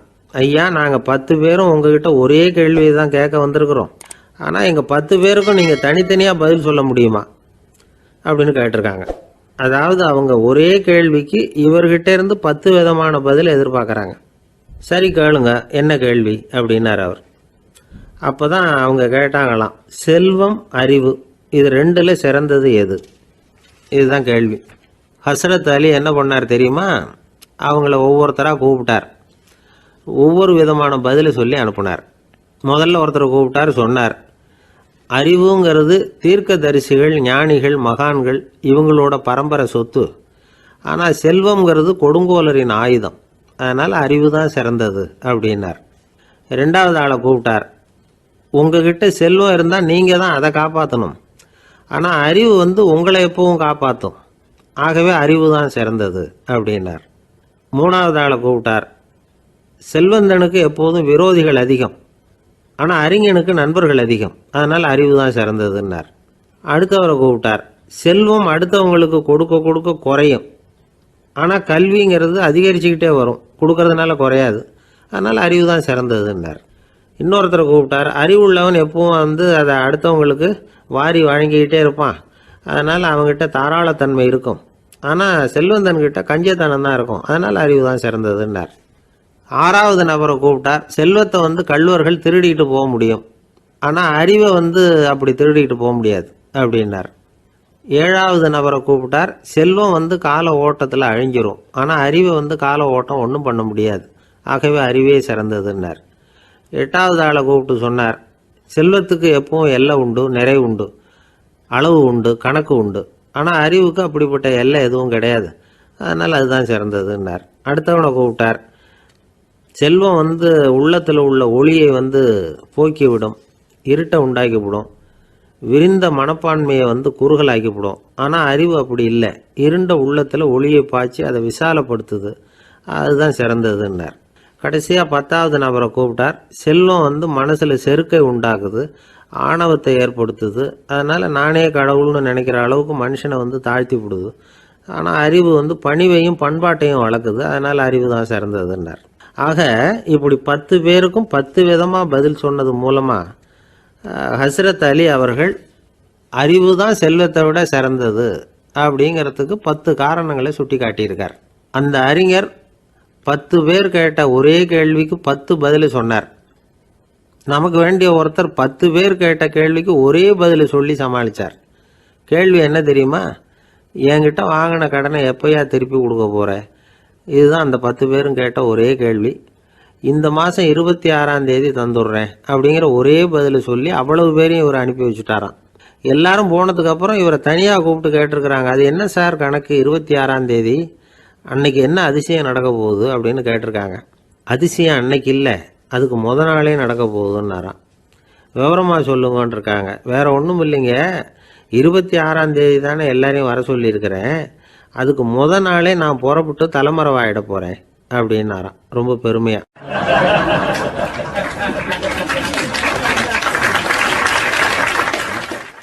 துருக்மேனியாவில் அஷ்காபாத் அப்படின்னு ஒரு நகரத்தில் ஒரு புவியியல் விஞ்ஞானி இருந்தார். அவர் ஒரு நாய்க்குட்டி வளர்த்தார். ஒரு நாள் முன்னிரவு நேரம் ஒரு மேஜைக்கு முன்னாடி உட்காந்து அந்த விஞ்ஞானி ஏதோ கணக்கு போட்டுக்கிட்டு இருக்கிறார். அவருக்கு ஒரு சின்ன பெண் குழந்தை, அது தொட்டிலில் தூங்கிட்டு இருக்குது. அந்த நாய்க்குட்டியும் ஒரு மூலையில் படுத்து அது பாட்டுக்கு தூங்கிட்டு இருந்தது. ஒரே அமைதி. அந்த நேரத்தில் திடீர்னு அந்த நாய்க்குட்டி துள்ளி எழுந்திரிச்சிது. நேராக குழந்தைகிட்ட ஓடிச்சு. அந்த குழந்தைய அது போட்டிருந்த ட்ரெஸ்ஸோடு சேர்த்து கவ்வி தூக்கிக்கிட்டு வாசல் பக்கம் ஓடிச்சு. நாய்க்குட்டி குழந்தைய கவ்வி தூக்க முடியுமாங்கிற சந்தேகம் உங்களுக்கு இல்லையா? நீங்கள் நம்ம ஊர் நாய்க்குட்டியவே பார்த்து பழக்கப்பட்டிருக்கீங்க, அதனால் நம்புறதுக்கு சிரமமாக இருக்கும். அந்த ஊர்ல எல்லாம் அது ரொம்ப ஸ்ட்ராங்காக இருக்கும், ஒரு ஏதோ கண்ணுக்குட்டி மாதிரி இருக்கும். விஞ்ஞானி அதை பார்த்துட்டார். உடனே அந்த நாய்க்கு வெறி பிடிச்சிட்டுதுன்னு முடிவு பண்ணிட்டு தன்னோட கை துப்பாக்கி எடுத்துக்கிட்டு ஓடி வந்தார். அவர் வெளியில் நாய்க்குட்டி எங்கே அப்படின்னு பார்த்து தேடுறார். அந்த நேரத்தில் அந்த வீடு இடிஞ்சு விழுது. காரணம் பூமி அதிர்ச்சி. இப்படி பூமி அதிர்ச்சி உண்டாக போகுதுங்கிறது அந்த நாய்க்குட்டிக்கு முன்னாடியே தெரிஞ்சு போச்சு. அதுதான் குழந்தைய தூக்கிட்டு வெளியில் ஓடி வந்திருக்குது. அது மூலமாக அந்த குடும்பத்தையே காப்பாற்றிருக்குது அந்த நாய்க்குட்டி. இந்த சம்பவம் நடக்கிறதுக்கு 3 நாளைக்கு முன்னாடியே சில பிராணிகளுக்கு இப்படி நடக்க போகுதுங்கிறது தெரிஞ்சிருக்குதான். ஆமாம், அந்த நகரத்தில் 3 நாளைக்கு முன்னாடியே பாம்பு, பல்லி இதெல்லாம் அது தங்கியிருந்த வலையை விட்டு வெளியில் ஓடி வந்துட்டுது. அதே மாதிரி அங்கே இருந்த புறாவெல்லாம் பறந்து போயிடுச்சான். இதே மாதிரி யுகோஸ்லோவியாவில் கூட ஒரு நகரம், அங்கே ஒரு நாள் ராத்திரி ஒரு மிருக காட்சி சாலையில் திடீர்னு ஒரு பெரிய கலவரம், கூச்சல், குழப்பம். அங்கே இருந்த கழுதை, புலி, யானை, பறவை எல்லாம் கண்ணாபின்னான்னு கத்த ஆரம்பிச்சுட்டுது. நேர் யானை அதுக்குன்னு போட்டிருந்த தடுப்பையே தாண்டி குதிச்சு வெளியில் வந்துட்டு தான். மறுநாள் தான் எல்லாருக்கும் விஷயம் புரிஞ்சுது. அடுத்த நாள் காலையில் அங்கே பூமி எதிர்ச்சி உண்டாயிட்டுது. இப்போ பாருங்க, அதாவது மனுஷனை போய் தீர்க்க தரிசி அது இதுன்னு சொல்லிட்டு இருக்கிறோம். இவனை விட அது பரவாயில்லைன்னு தோணுது. அதாவது மிருகங்கள் ஒன்று நடக்க போகுதுங்கிறத முன்னாடியே புரிஞ்சுக்குதே. சரி, இதெல்லாம் எப்படி அது முன்கூட்டி புரிஞ்சுக்குது? அதுதான் படைப்பு ரகசியம். அதை கண்டுபிடிக்கிறதுக்கு தான் மனுஷன் வந்து ஆராய்ச்சி பண்ணிகிட்டு இருக்கிறான். விஞ்ஞானிகளோட ஆராய்ச்சியெல்லாம் ஒரு பக்கம் இருக்கட்டும், வீட்டுக்குள்ளேயே சில ஆராய்ச்சி பண்ணி பாருங்களேன். இப்போ சில யோசனை சொல்லி அதை சோதனை பண்ணி பாருங்க அப்படின்னு ஒருத்தர் சொன்னாராம். அதாவது இப்போ மழை வருமா வராதா அப்படின்னு தெரிஞ்சுக்கணுமா, உடனே ஒரு பூனைக்குட்டி பின்னாடியே மெதுவாக போய் அது என்ன செய்யுதுன்னு கவனித்து பார்க்கணும். பூனைக்குட்டி தன்னோட பாதத்தினால சுகத்தில் வந்து அப்படி கீறிக்கிட்டு இருக்கும். அப்படி கீறினா கண்டிப்பாக மழை வரும். சில சமயம் பூனைக்குட்டி அப்படி மல்லாந்து படுத்துக்கிட்டு பாதத்தை உயர தூக்கும், அப்படியும் இப்படியும் புரளும். இப்படி செஞ்சதுன்னா அன்னைக்கும் மழை இருக்காது. அதனால் முன்னாடி இருந்தது மழை வர்றதுக்கு அறிகுறி, இது மழை இல்லைங்கிறதுக்கு அறிகுறி. பறவைகள், பிராணிகள் இதுகளோட நடவடிக்கைகளை பார்த்துட்டு அதையெல்லாம் அடிப்படையாக வச்சு தான் காலநிலையை கண்டுபிடிக்கிற கருவிகளை கண்டுபிடிச்சிருக்கிறாங்க. வாத்து இருக்குல்ல, சில சமயம் தன்னோட அழகை தன்னோட இறகுகளில் அப்படியே புதைச்சிக்கும். அப்படி செஞ்சால் குளிர்காலம் வரப்போகுதுன்னு அர்த்தம். பருவநிலை குளிராக மாறப்போகுதுங்கிறதுக்கு இதுதான் அறிகுறி. சிட்டுக்குருவி இருக்குதுல்ல, அதெல்லாம் புழுதியில் உழுந்து புரளும், சிறகுகளை வந்து படபடன்னு அடிச்சுக்கும். அப்படி செஞ்சால் மழை வரப்போகுதுன்னு அர்த்தம். ஒன்று மட்டும் நாம் நல்லா தெரிஞ்சுக்கணும், இயற்கையின் சீற்றம்னு சொல்கிறோம் இல்லையா, இயற்கை ஏன் நம்ம மேலே கோவப்படுது? இயற்கையை நாம் அனுசரித்து போகிறதில்ல, அதனால் கோவப்படுது. காடுகளை அழிக்கப்படாது, விலங்குகளை கொல்லக்கூடாது, இயற்கை ஏற்படுத்தி வச்சிருக்கிற சமநிலையை கெடுக்கக்கூடாது. அதை புரிஞ்சுக்கிட்டு வாழ்ந்தோம்னா பூமியும் நடுங்காது, நாமளும் நடுங்க வேண்டிய அவசியம் இருக்காது. ஒருத்தர் இருந்தார், சாராய கடைக்கு போனாராம், நிறைய சாப்பிட்டார். அப்புறம் சொன்னார், இது ரொம்ப அற்புதமான சரக்கு போல் இருக்குது. உள்ளே போன உடனே இந்த பூமியே நடுங்கிறது மாதிரி இருக்குது எனக்கு அப்படின்னாராம். இதுக்கு கடைக்காரர் சொல்லியிருக்கார், நீங்கள் சாப்பிட்டது வெறும் பச்சை தண்ணி தாங்க, இப்போ ஏற்பட்டிருக்கிறது நிஜம் பூமி எதிர்ச்சி அப்படின்னாராம்.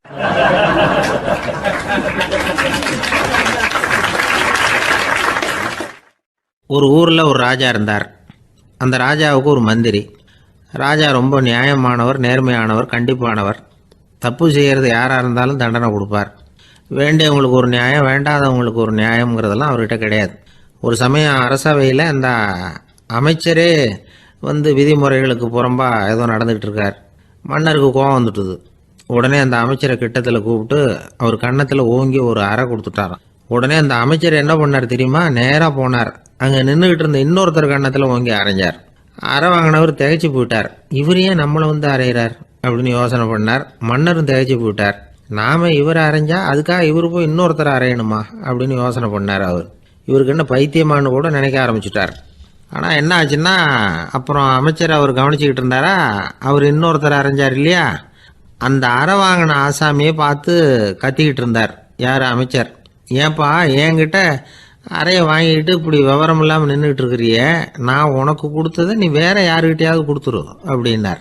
உடனே அந்த ஆள் பார்த்தான், தனக்கு அடுத்தபடியாக நின்றுக்கிட்டு இருந்தவனை ஓங்கி ஒரு அறை அரைஞ்சான். அவன் கன்னத்தை தடவிட்டே யோசனை பண்ணான்.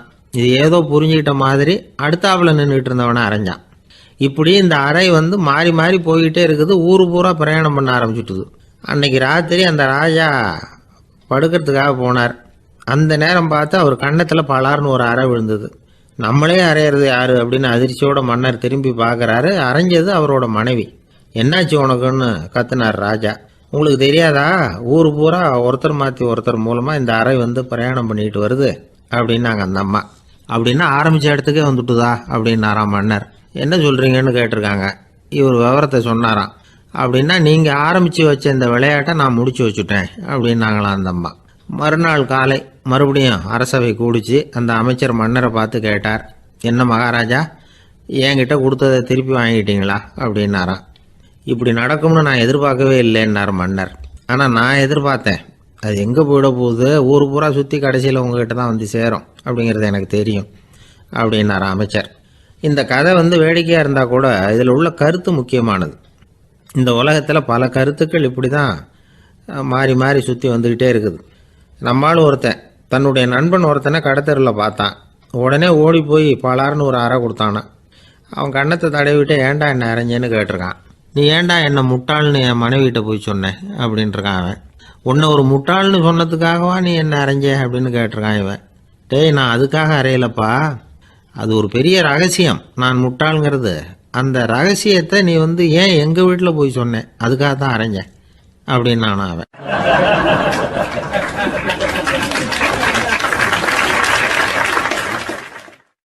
பக்தின்னு சொல்கிறோம் இல்லையா, அது 3 வகைப்படும் அப்படிங்கிறார் ஒரு பெரியவர்.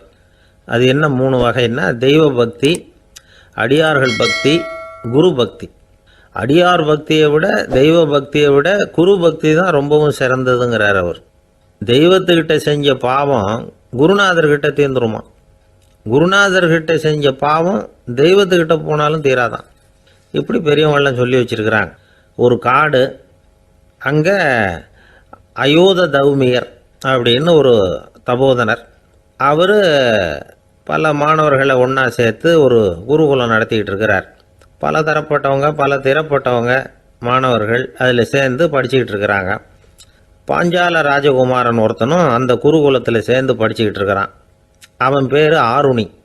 பெரிய இடத்து புள்ள, இருந்தாலும் படுப்பில் ரொம்ப கெட்டிக்காரனாக இருந்தான். அவன் தான் அங்கே முதல் மாணவன். ஒரு நாள் குருநாதர் அந்த அரசகுமாரனை கூப்பிட்டார். நம்ம குருகுலத்துக்கு சொந்தமான வயலில் தண்ணீர் பெருகி வெள்ளம் பயிரை அழிக்குதான், அதனால் நீ போய் மடையை அடைச்சிட்டு வந்துரு அப்படின்னார். அந்த அரசகுமாரன் உடனே புறப்பட்டான். குருநாதர் சொல்லிட்டார்ல, உடனே புறப்பட்டான். நான் பெரிய இடத்து பிள்ளையாச்சே, ராஜகுமாரனாச்சே, ரொம்ப செல்வாக்கூட வளர்ந்தவனாச்சே, நான் போய் வயலில் இறங்கி வேலை செய்கிறதா அப்படின்னுலாம் அவன் நினைக்கல. குருநாதர் கட்டளையை நிறைவேற்ற வேண்டியது நம்ம கடமை அப்படின்னு நினச்சான். உடனே ஒரு மண்வெட்டியை தூக்கி தோளில் வச்சுக்கிட்டு புறப்பட்டு போயிட்டான். வயலுக்கு போனான். பார்த்தான், தண்ணி கரையை உடச்சிக்கிட்டு வயலுக்குள்ளே ஏகமாக பாஞ்சிக்கிட்டு இருக்குது. இவன் மண்வெட்டியால் களிமண்ணை புல்லோடு சேர்த்து புல் பத்த மாதிரி வெட்டி வெட்டி போட்டான். இருந்தாலும் மடையை அடைக்க முடியல. தண்ணி அதை மீறி வந்துக்கிட்டே இருக்குது. தண்ணி வேகமாக வயலுக்குள்ளே போய்கிட்டே இருக்குது. போடுற பத்தையெல்லாம் கரைஞ்சி கரைஞ்சி போயிட்டுருக்கு. இருந்தாலும் இவன் தன்னுடைய முயற்சியை கைவிடலை. வெட்டி வெட்டி போட்டுக்கிட்டே இருக்கிறான். காலையில் அங்கே போனவன் சாயந்தரம் வரைக்கும் இப்படி செஞ்சுக்கிட்டு இருக்கிறான். உடம்பும் மனசும் ரொம்பவும் சோர்ந்து போச்சு.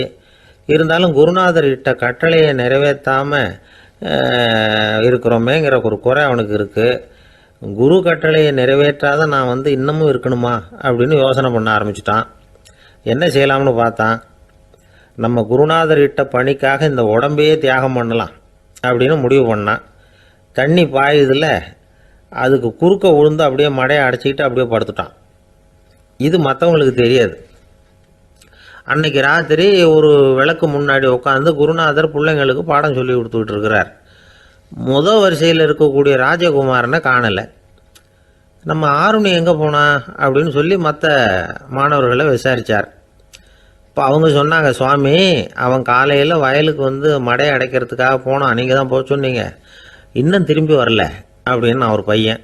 குருநாதர் உடனே ஒரு தீவெட்டி எடுத்துக்கிட்டு மாணவர்களை அழைச்சிக்கிட்டு வயலுக்கு போனார். அங்கே போய் பார்த்தா ஆளை காணும். ஆருணி ஆருணின்னு சொல்லி சத்தம் போட்டு கூப்பிட்டு பார்க்குறார். நான் இங்கே இருக்கேன் குருநாதா அப்படின்னு காலுக்கு அடியிலேருந்து ஒரு சத்தம் வருது. குனிஞ்சு பார்த்தா அவன் மடையில் படுத்துருக்கிறான். என்னப்பா இதுன்னார். காலையிலேருந்து இந்த மடையை அடைச்சி பார்த்தேன் சுவாமி, முடியல, அதனால் இப்படி குறுக்க படுத்துட்டேன். என்னை தாண்டறதுக்கு பயந்து போய் தண்ணியே தேங்கி நின்றுட்டுது அப்படின்னா.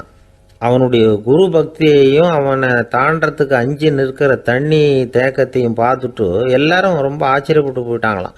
ஆருணி எழுந்திரிச்சு வா அப்படின்னு கூப்பிட்டாரான் குருநாதர். அவன் தண்ணீரை பொழந்துக்கிட்டு எழுந்திரிச்சு வந்தானான்.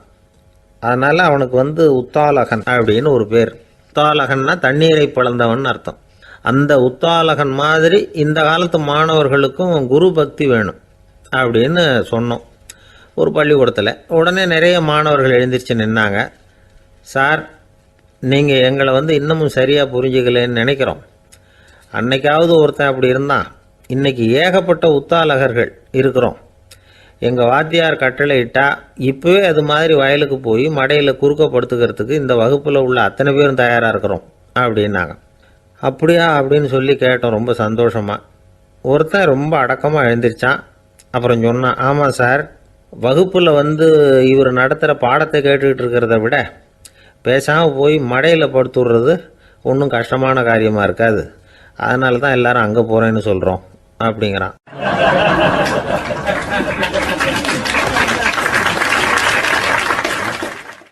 ஒரு இலக்கிய கூட்டம் ஏற்பாடு பண்ணியிருக்கிறோம், நீங்கள் அவசியம் அதில் பேசணும் அப்படின்னு கேட்டுக்கிட்டார் ஒருத்தர்.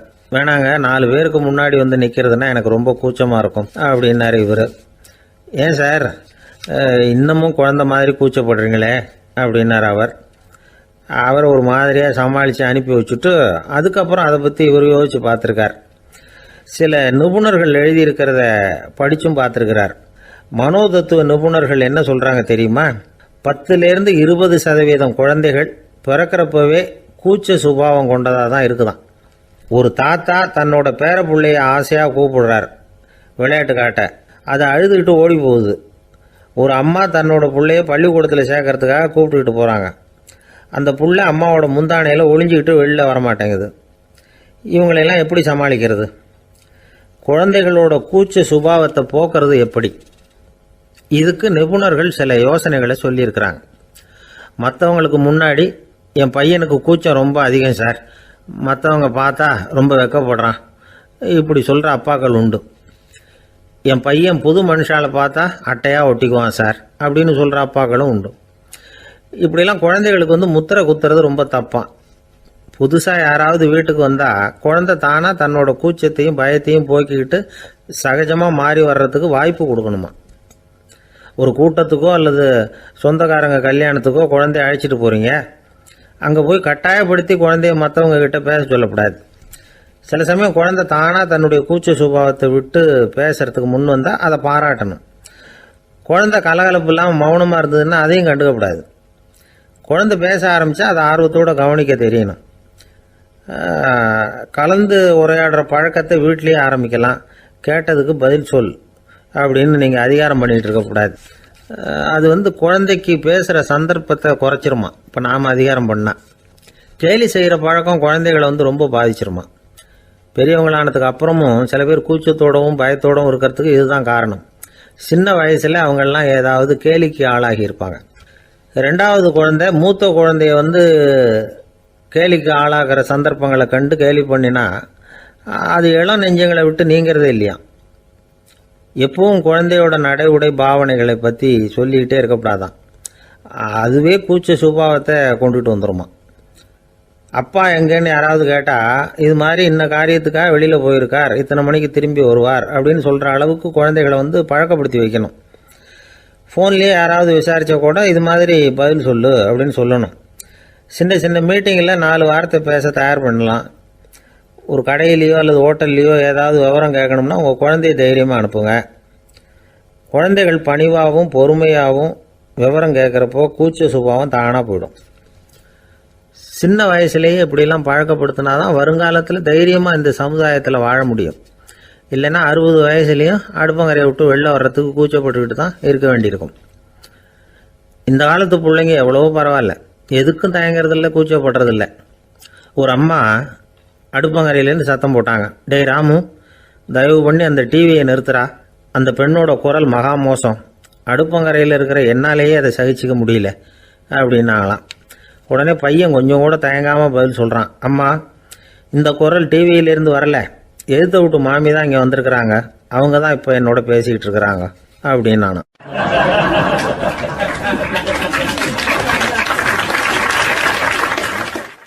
ஐயா, உங்கள் பேரை தொடர்ந்து தினம் கேட்டுக்கிட்டு இருக்கிறேன் அப்படின்னார் ஒருத்தர். தொடர்ந்து கேட்குறீங்களே, உங்களுக்கு காது வலிக்கலையா அப்படின்னு கேட்டோம். பேசுகிற உங்களுக்கே வாய் வலிக்கல அப்படிங்கிறப்போ கேட்குற எங்களுக்கு எப்படி காது வலிக்கும் அப்படின்னார். நம்ம உடம்புல ஒரு அதிசயம் என்ன தெரியுமா? ரொம்ப நேரம் நாம் நடக்கிறோம்னு வச்சுக்கோங்க, கால் வலிக்கும். ரொம்ப நேரம் வேலை செஞ்சால் கை வலிக்கும், உடம்பு வலிக்கும். ரொம்ப நேரம் பார்த்துக்கிட்டே இருந்தால் கண்ணு வலிக்கும்.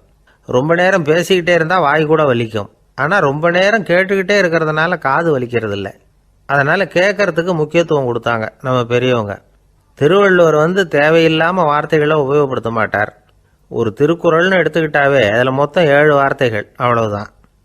அப்படி 7 வார்த்தைகள் மட்டுமே உள்ள ஒரு திருக்குறளில் வள்ளுவர் ஒரே வார்த்தையை 5 தடவை உபயோகப்படுத்தியிருக்கிறார், திரும்ப திரும்ப பயன்படுத்தியிருக்கிறார். அப்படின்னா அதை எந்த அளவுக்கு வலியுறுத்தி சொல்கிறார் அப்படிங்கிறத நாம் புரிஞ்சுக்கணும். அது என்ன குறள்? செல்வத்துள் செல்வம் செவிச்செல்வம், அச்செல்வம் செல்வத்துள் எல்லாம் தலை. செவிச்செல்வம்ங்கிறது அவ்வளவு முக்கியமானது. கற்றலின் கேட்டல் நன்று.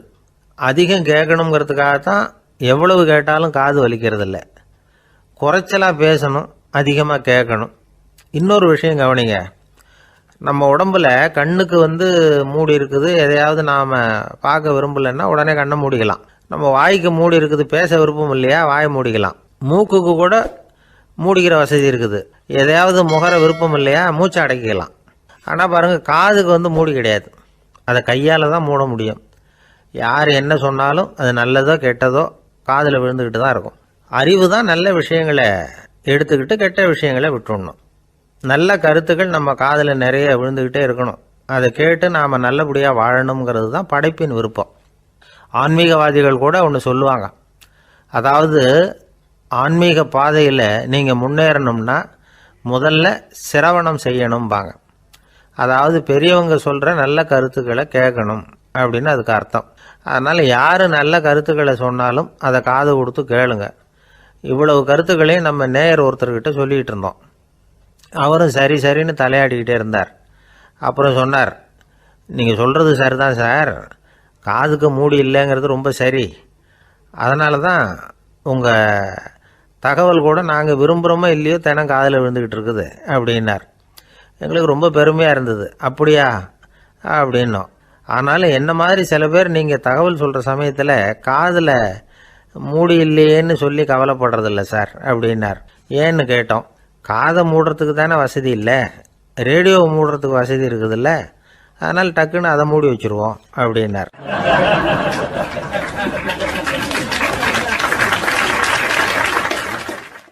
வங்க நாவலாசிரியர் சரத் சந்திரர் ஒரு நண்பர் அவர்கிட்ட வந்தார். வழக்கமாக எல்லா எழுத்தாளர்கள்கிட்டையும் கேட்குற ஒரு கேள்வியை கேட்டார். நீங்கள் எழுத்துத்துறைக்கு வந்தது எப்படி? இதுதான் கேள்வி. அதை தெரிஞ்சு என்ன பிரயோஜனம்னார் சரத் சந்திரர். சும்மா சொல்லுங்களேன், தெரிஞ்சுக்கிறேன் அப்படின்னார் வந்தவர். சரி சொல்கிறேன்னு ஆரம்பித்தார். நான் ரங்கூனில் வேலை பார்த்துக்கிட்டு இருந்தேன். சம்பளம் பத்தில், வேலையும் பார்த்துக்கிட்டு ஒரு பலசரக்கு கடை வைக்கலாம்னு நினச்சேன். என்னால் மளிகை கடை வச்சு சரியாக நடத்த முடியுமாங்கிற சந்தேகம் என் மனைவிக்கு. அதை சோதனை பண்ணி பார்க்கணுங்கிறதுக்காக சில பொருள்களின் அளவு, அதோட விலை, இப்படி சிலதை சொல்லி எல்லாத்தையும் மனக்கணக்காக கூட்டி போட சொன்னாங்க. என்னால் சரியாக கூட்டி சொல்ல முடியல. உங்களால் மளிகை கடை நடத்த முடியாதுன்னு சொல்லிவிட்டாங்க. உடனே என்ன பண்ணுறது, வேறு வழி இல்லை, கதை எழுத ஆரம்பிச்சிட்டேன் அப்படின்னார். கேட்டவருக்கு சிரிப்பு வந்துட்டு தான். சரத் சந்திரர் ஒரு பக்கம் சீரியஸான நாவல்கள், சிறுகதைகள் எழுதியிருந்தாலும் அவருடைய இன்னொரு பக்கம் வேற விதம். நண்பர்கள்கிட்ட பேசும்பொழுதும் சரி, அவர்களுக்கு கடிதங்கள் எழுதும் போதும் சரி, கேலியும் கிண்டலும் நகைச்சுவை உணர்வும் அதிகமாக இருக்கும். காந்திஜி ஒரு சமயம் கல்கத்தாவுக்கு வந்திருந்தார். தேசபக்தர்கள் பல பேர் அவர்கிட்ட பேசிக்கிட்டு இருந்தாங்க. அப்போது சரத் சந்திரரும் அங்கே இருந்தார். கிரண் சங்கர் ராய் அப்படிங்கிறவரும் அங்கே இருந்தார். அவர் சொன்னாராம், காந்திஜியோட பழகிய முதல் வங்காளி நான் தான். போயர் யுத்த காலத்தில் இவர் லண்டனுக்கு வந்திருந்தப்போ என்கிட்ட தான் வங்காள மொழி கற்றுக்கிட்டார் அப்படின்னாராம். உடனே சரத் சந்திரர் காந்திஜியை பார்த்து, இவர் உங்களுக்கு வங்காள மொழி கற்றுக் கொடுத்தது உண்மைதானா அப்படின்னாராம். ஆமான்னாராம் காந்தி. அதனால தான் உங்களால் வங்காள மொழி கற்றுக்க முடியல அப்படின்னாராம். எல்லாரும் சிரிச்சாங்களாம். சரத் சந்திரர் சாம்தாபேர் அப்படிங்கிற கிராமத்தில் தங்கியிருந்தார் ஒரு இலக்கிய நிகழ்ச்சியில் கலந்துக்கிறதுக்காக. அதுக்காக ஒரு கல்கத்தாவுக்கு போக வேண்டிய சூழ்நிலை. அதுக்காக புறப்பட்டார். அந்த சமயத்தில் பின்னாடி இருந்து யாரோ அவரை கூப்பிட்டாங்க. இப்படி கூப்பிட்டவரை பார்த்து இன்னொருத்தர் யாரோ அதட்டி இருக்கிறாங்க. போகிறவரை ஏன் இப்படி கூப்பிடுறீங்க அப்படின்னு. ஏன் கூப்பிட்டா என்னன்னு கேட்டிருக்கார் சரத் சந்திரர். புறப்படுறவங்கள பின்னாடி இருந்து கூப்பிடுறது அபசகுனம், போகிற இடத்துல ஏதாவது ஆபத்து வரலாம் அப்படின்னு அதுக்கு விளக்கம் கொடுத்துருக்கிறார் அவர். உடனே சரத் சந்திரர் சொன்னாராம், இதோ இவங்க என்னை இலக்கிய கூட்டத்துக்கு அழைச்சிட்டு போகிறாங்களே, இதை விட வேற என்ன ஆபத்து வந்துட போகுது அப்படின்னாராம். இப்படி சரத் சந்திரருக்கு இயல்பாகவே நகைச்சுவை உணர்வு உண்டு. அவருடைய நண்பர் ஒருத்தர் வீட்டுக்கு கூப்பிட்டுருந்தார். அங்கே ஒரு கச்சேரிக்கு ஏற்பாடு பண்ணியிருந்தாங்க. சரத் சந்திரருக்கு இயல்பாகவே கச்சேரியில் நீண்ட ஆலோசனையெல்லாம் கேட்கறதுக்கு பொறுமை இருக்காது. அதனால் மெதுவாக பாட போகிறவர் எப்படி அப்படின்னு கேட்டிருக்கார். அவருக்கு ரொம்ப நல்லா பாட தெரியும் அப்படின்னு சொல்லியிருக்கிறாங்க. அதுக்கு சரத் சந்திரர், பாட தெரியுங்கிறது சரி, பாட்டை நிறுத்த தெரியுமா அதை சொல்லுங்க முதல்ல அப்படின்னாராம்.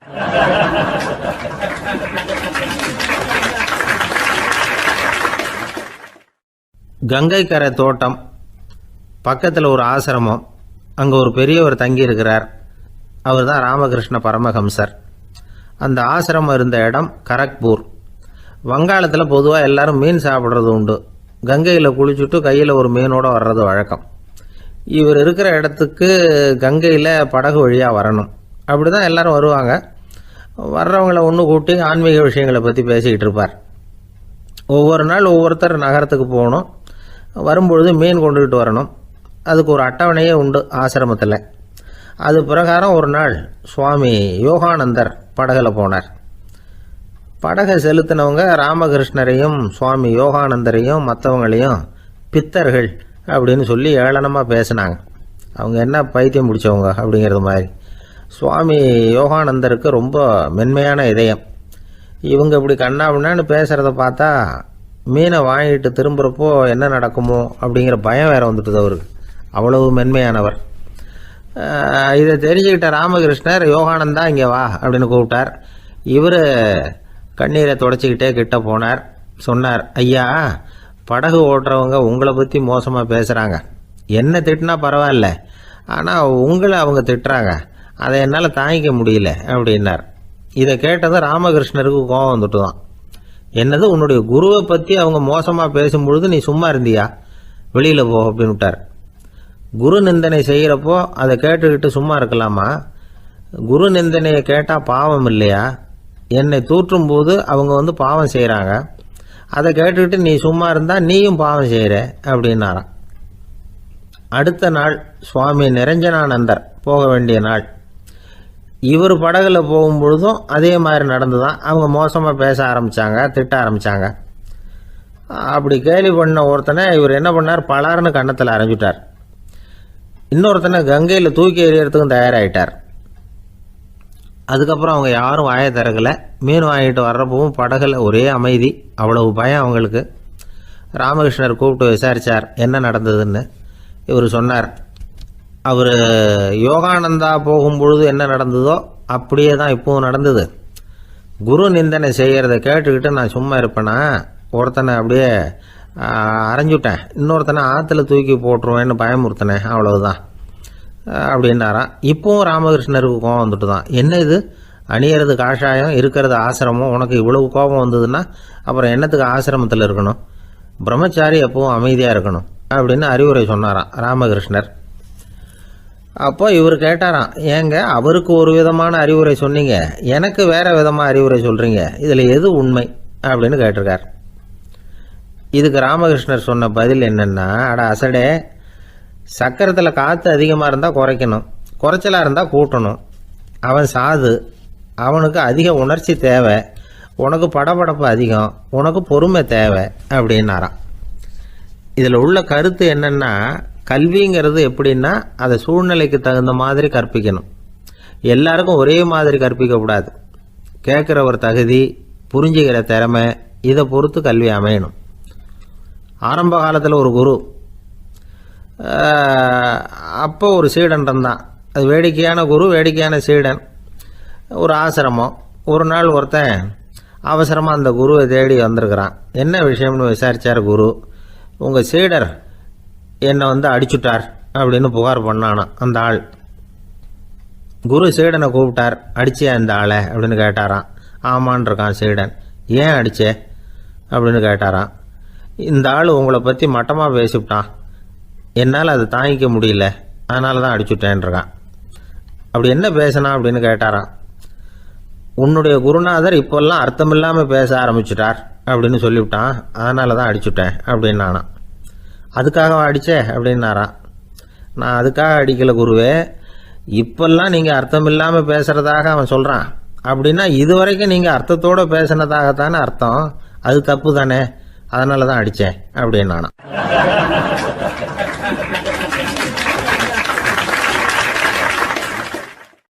ஒரு பெரியவர் உட்கார்ந்துருக்கிறார். அவரை சுற்றி அவருடைய தோழர்கள் உட்கார்ந்துருக்கிறாங்க. ஏதோ ஒரு முக்கியமான செய்தியை அவர் அவங்களுக்கு சொல்லிகிட்டு இருக்கிறார். அவங்களும் ஆர்வமாக கேட்டுக்கிட்டு இருக்கிறாங்க. இந்த சமயத்தில் யாரோ ஒரு ஆள் வேகமாக அங்கே வர்றார். வர்ற வேகத்திலேயே எனக்கு ஏதாவது உதவி செய்யுங்க அப்படின்னு கேட்டுக்கிட்டே வர்றார்.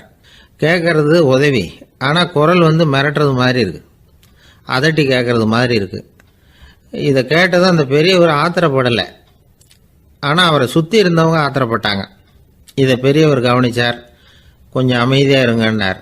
வந்தவரை கூப்பிட்டார். அவருக்கு சில பொருள்களை கொடுத்தார். என்னங்க இப்போ உங்களுக்கு மகிழ்ச்சி தானே அப்படின்னார். ஆ அப்படின்னு அலட்சியமாக அவர் சொல்கிறார். நான் உங்களை நல்ல முறையில் நடத்தினேன்னா அப்படின்னு கேட்குறாரு அவர் மறுபடியும். அதெல்லாம் ஒன்றும் இல்லை அப்படின்னு சொல்லி அவர் சொல்லிகிட்டு இருக்கிறாரு. குரலில் கடுமை குறையில. சுற்றி இருந்தவங்களால இதை பொறுத்துக்க முடியல. கோபத்தோடு அவரை நோக்கி நெருங்க ஆரம்பித்தாங்க. பெரியவர் அவங்களையெல்லாம் தடுத்து நிறுத்தினார். வந்தவரை வாங்க என்னோட அப்படின்னு சொல்லி அழைச்சிட்டு போனார். வீட்டுக்கு போனார். அங்கே போனதும் இன்னும் சில பொருள்களை எடுத்து அவர்கிட்ட கொடுத்தார். இப்போ திருப்தி தானே, நான் உங்ககிட்ட நல்ல முறையில் நடந்துக்கிட்டேனா அப்படின்னார்.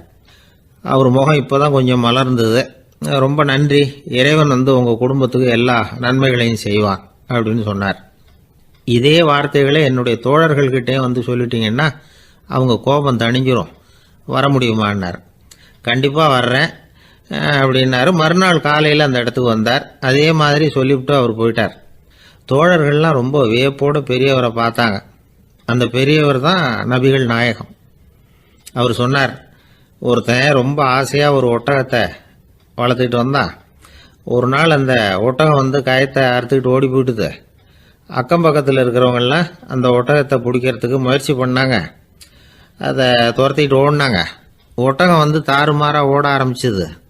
இந்த சமயத்தில் ஒட்டகத்தை வளர்த்தவன் அங்கே ஓடி வந்தான். நீங்கள் அதை ஒன்றும் செய்ய வேணாம், விட்டுருங்க, அதோட சுபாவம் எனக்கு நல்லா தெரியும், அதை சுலபமாக என்னோட வழிக்கு கொண்டுகிட்டு வந்துட முடியும், நான் பார்த்துக்கிறேன், விட்டுருங்கோ அப்படின்னா. எல்லாரும் விலைக்கு போயிட்டாங்க. இவன் என்ன செஞ்சான் தெரியுமா? கொஞ்சம் புல்லை கையில் எடுத்துக்கிட்டு அந்த ஒட்டகத்தை நெருங்கினான். அவ்வளவுதான். அது ஓடி இவன் காலடியில் உட்காந்துக்கிட்டது. செல்லமாக அதை அப்படியே தடவி கொடுத்தான். முதுகில் ஏறி உட்காந்துக்கிட்டான். அது பாட்டுக்கு சாதுவாக நடந்து போகுது. இந்த கதையை நபிகள் நாயகம் தம்முடைய தோழர்களுக்கு சொல்கிறார். ஒட்டகத்தை மட்டும் இல்லை, சில மனிதர்களையும் கூட சில விதத்தில் அணுகிதான் அவர்களை சீர்திருத்த வேண்டியிருக்குது அப்படிங்கிறத அவங்களுக்கு உணர்த்தினார். இது ஒரு அழகான உளவியல் அணுகுமுறை. சில குடும்ப தலைவர்கள் கூட இந்த ஒட்டகம் மாதிரி நடந்துக்கிறது உண்டு, அப்புறம் அடங்கி போகிறதும் உண்டு. ஒரு குடும்ப தலைவர் காலையில் எழுந்திரிச்சதுலேருந்து சத்தம் போட்டு கத்திக்கிட்டு இருப்பார். பக்கத்தில் இருந்தவங்கெல்லாம் ஓடி போய் சமாதானம் பண்ணி பார்த்தாங்க. அவர் ஓயறது மாதிரி தெரியல. கடைசியில் அவர் மனைவி வந்தாங்க. நீங்கள் எல்லாம் விலைக்கு போயிடுங்க, அவர் சுபாவம் எனக்கு தெரியும், நான் பார்த்துக்கிறேன் அப்படின்னாங்க. சரின்னு எல்லாரும் போயிட்டாங்க. சாயந்தரமாக பார்க்குறாங்க, அவர் சத்தம் இல்லாமல் ஒரு மூலையில் உட்காந்துருக்கிறார். ரொம்ப சாதுவா. ஆச்சரியமாக இருந்தது. என்னம்மா பண்ணீங்கன்னு கேட்டாங்க. அது ஒன்றும் இல்லைங்க, ஒரு வேளை சாப்பாட்டை நிறுத்தினேன், பட்னி போட்டேன், அவ்வளவுதான் அப்படின்னாங்க அந்த அம்மா.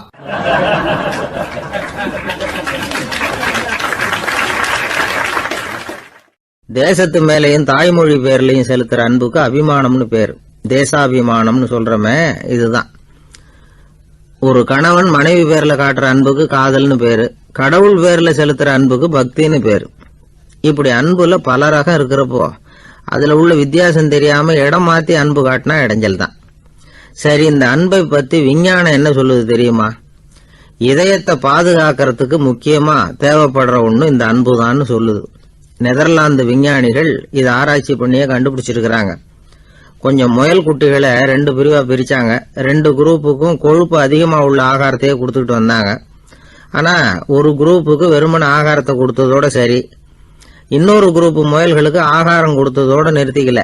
அதுக்கு முன்னாடி கூண்டுகளை திறந்து விட்டு முயல்களை கொஞ்ச நேரம் எடுத்து கொஞ்சி விட்டு அதுக்கப்புறமா ஆகாரம் கொடுத்தாராம் ஆராய்ச்சியாளர். இந்த குரூப்புக்கு இதய பாதிப்பு 60% குறைச்சலா இருந்துதான். சில நோயாளிகளுக்கு ஹார்ட் அட்டாக் வந்தாலும் அதை தாங்கிக்கிட்டு குணமாகிற சக்தி அதிகமா இருக்குது. இது எப்படின்னு ஆராய்ச்சி பண்ணி பார்த்துருக்கிறாங்க. அவங்கெல்லாம் மனைவி தன் பேர்ல ரொம்ப அன்பா இருக்கிறதாக நினைக்கிறவங்களா இருக்கிறாங்களாம். இதய நோயாளிகள் பல பேரை சந்திச்சு இதய நோய் ஏற்பட என்ன காரணம்னு கேட்டிருக்கிறாங்க. அவங்க சொன்ன காரணம்லாம் சாப்பாடு சம்பந்தமா இல்லையா, மனைவி அன்பா இல்ல, இப்படிப்பட்ட காரணத்தை தான் சொல்றாங்களாம். அதனால இதயத்தை பாதுகாக்கணும்னு நினைக்கிறவங்க அடுத்தவங்க அன்பா இருக்கிறது மாதிரி பாத்துக்குங்க, அதுதான் முக்கியம். ஒருத்தர் முகம் பூரா பிளாஸ்டரி போட்டுட்டு வந்தார், ரொம்ப கோபமா.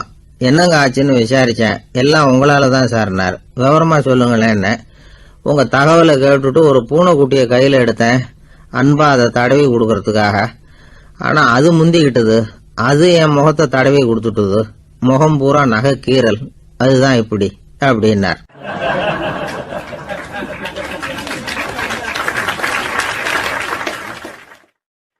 அமெரிக்க ஜனாதிபதி ஆப்ரஹாம் லிங்கன் ஒரு நாள் தன்னோட கோச்சு வண்டியில் தலைநகரான வாஷிங்டனுக்கு போயிட்டு இருக்கிறார்.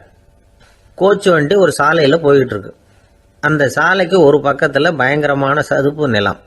சதுப்பு நிலம்னா அது புதைகுழி, புதை மணல்ங்கிறோம்ல, அது மாதிரி. அந்த சதுப்பு நிலத்தில் யாராவது மாட்டிக்கிட்டா அவ்வளவுதான், ஆளை கொஞ்சம் கொஞ்சமாக உள்ள அமுக்கிவிடும். தப்பிச்சு கரையேறது கஷ்டம். அப்படிப்பட்ட நிலம் அது. ஆப்ரஹாம் லிங்கன் ஏதோ ஒரு முக்கியமான அரசாங்க வேலையா போயிட்டு திரும்பி வந்துகிட்டு இருக்கிறார். அதனால அந்த சமயத்தில் அவர் விலை வசந்த ஆடைகளை அணிஞ்சிருக்கிறார். அப்படி அவர் அந்த கோச்சு வண்டியில் வந்துகிட்டு இருக்கிறாரு. அந்த சமயத்தில் ஒரு காட்சி அவர் கண்ணில் பட்டுட்டுது. என்ன தெரியுமா? ரோட்டுக்கு பக்கத்தில் இருந்த சதுப்பு நிலத்தில் ஒரு இளம் பன்றி குட்டி சிக்கிக்கிட்டு தவிச்சுக்கிட்டு இருக்குது. பரிதாபமாக கத்திக்கிட்டு இருக்குது. அதை பார்த்தார் லிங்கன். அவருக்கு என்ன மாதிரி ஆயிட்டுது. உடனே வண்டியை நிறுத்த சொன்னார். கீழே இறங்கினார். தன்னோட விலை வசந்த ஆடைகளை பற்றி லட்சியம் பண்ணவே இல்லை. தனக்கே ஆபத்து வரலாம்ங்கிறத பற்றியும் கவலைப்படலை. தான் ஒரு குடியரசுத் தலைவருங்கிறத பற்றியும் அவர் நினச்சி பார்க்கல. நேராக அந்த சதுப்பு நிலம் பக்கமாக போனார். அந்த சேத்துல இறங்கி பன்றிக்குட்டியை காப்பாற்றி கரைக்கு கொண்டுட்டு வந்து சேர்த்துட்டார். அதுக்கப்புறம் நிம்மதியாக கோச்சு வண்டியில் ஏறி வெள்ள மாளிகைக்கு வந்து சேர்ந்தார். ட்ரெஸ்ஸு, உடம்பு பூரா சேறு சகதி. பார்க்குறவங்களுக்கெல்லாம் ஆச்சரியமாக போச்சு. அவங்களுக்கு ஒன்றும் புரியல. இவர் நேராக ட்ரெஸ்ஸு மாற்றிக்கிறதுக்காக போனார். கோச்சு வண்டி ஓட்டிகிட்டு வந்தவங்கிட்ட போய் எல்லாரும் கேட்டாங்க என்ன ஆச்சு அப்படின்னு. அவர் வர்ற வழியில் நடந்த விவரத்தை சொன்னார். ஆப்ரஹாம் லிங்கனுடைய இந்த இறக்க குணத்தை எல்லாரும் பாராட்டினாங்களாம், புகழ்ந்தாங்களாம். ஆனால் இதுக்கு லிங்கன் என்ன பதில் சொன்னார் தெரியுமா? தயவு பண்ணி இந்த புகழ்ச்சியான பேச்சையெல்லாம் ஒதுக்குங்க, அதெல்லாம் வேணாம். அந்த சின்ன பிராணி சகதியில் மாட்டிக்கிட்டு துடிச்சிக்கிட்டு இருந்தது, அதை பார்த்தேன். உடனே என்னுடைய இதயத்தில் ஒரு முள்ளு தைச்சது மாதிரி ஒரு உணர்வு. அந்த முள்ளை பிடுங்கி எறிஞ்சேன், அவ்வளவுதான். உண்மையில் அந்த பிராணிக்கு நான் உதவினேங்கிறத விட எனக்கு ஏற்பட்ட இன்னலை போக்கிக்கிட்டேன் அப்படிங்கிறது தான் உண்மை. அதுதான் பொருத்தம். அப்படி இருக்கிறப்போ இதில் புகழறதுக்கு என்ன இருக்குது அப்படின்னாரு ஆப்ரஹாம் லிங்கன். எவ்வளவு யதார்த்தமான வார்த்தைகள் பாருங்க.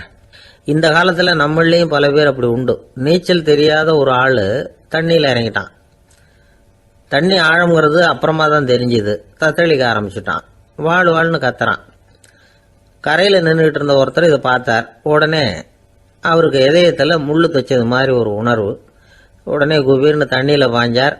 அவரை காப்பாற்றி கரைக்கு கொண்டுட்டு வந்து சேர்த்தார். இதை பார்த்துக்கிட்டு இருந்த இன்னொருத்தர் காப்பாற்றின அந்த ஆளை பாராட்டி புகழ்ந்தார். என்ன புகழாதீங்க சார் அப்படின்னார் அவர். ஏன்னு கேட்டார் இவர். நான் அந்த ஆளை ஏன் காப்பாற்றினேன் தெரியுமா? அவன் நேற்றுக்கு என்கிட்ட 300 ரூபா கடன் வாங்கியிருக்கிறான். இவன் தண்ணியில் போட்டான்னா நான் கொடுத்த கடனும் தண்ணியில் போடும். அதனால தான் விழுந்து காப்பாற்றினேன் அப்படின்னா அந்த ஆள்.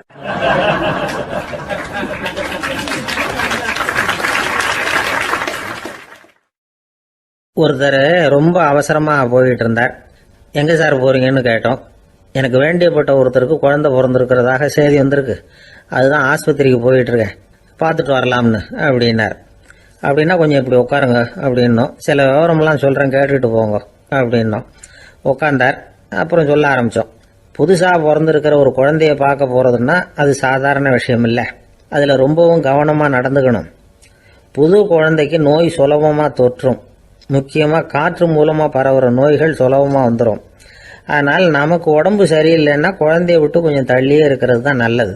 பெரியவங்களை பொறுத்த வரைக்கும் சாதாரணமாக உள்ள ஒரு கிருமி கூட குழந்தைய பொறுத்த வரைக்கும் ரொம்ப மோசமான ஒரு கிருமியாக இருக்கும்.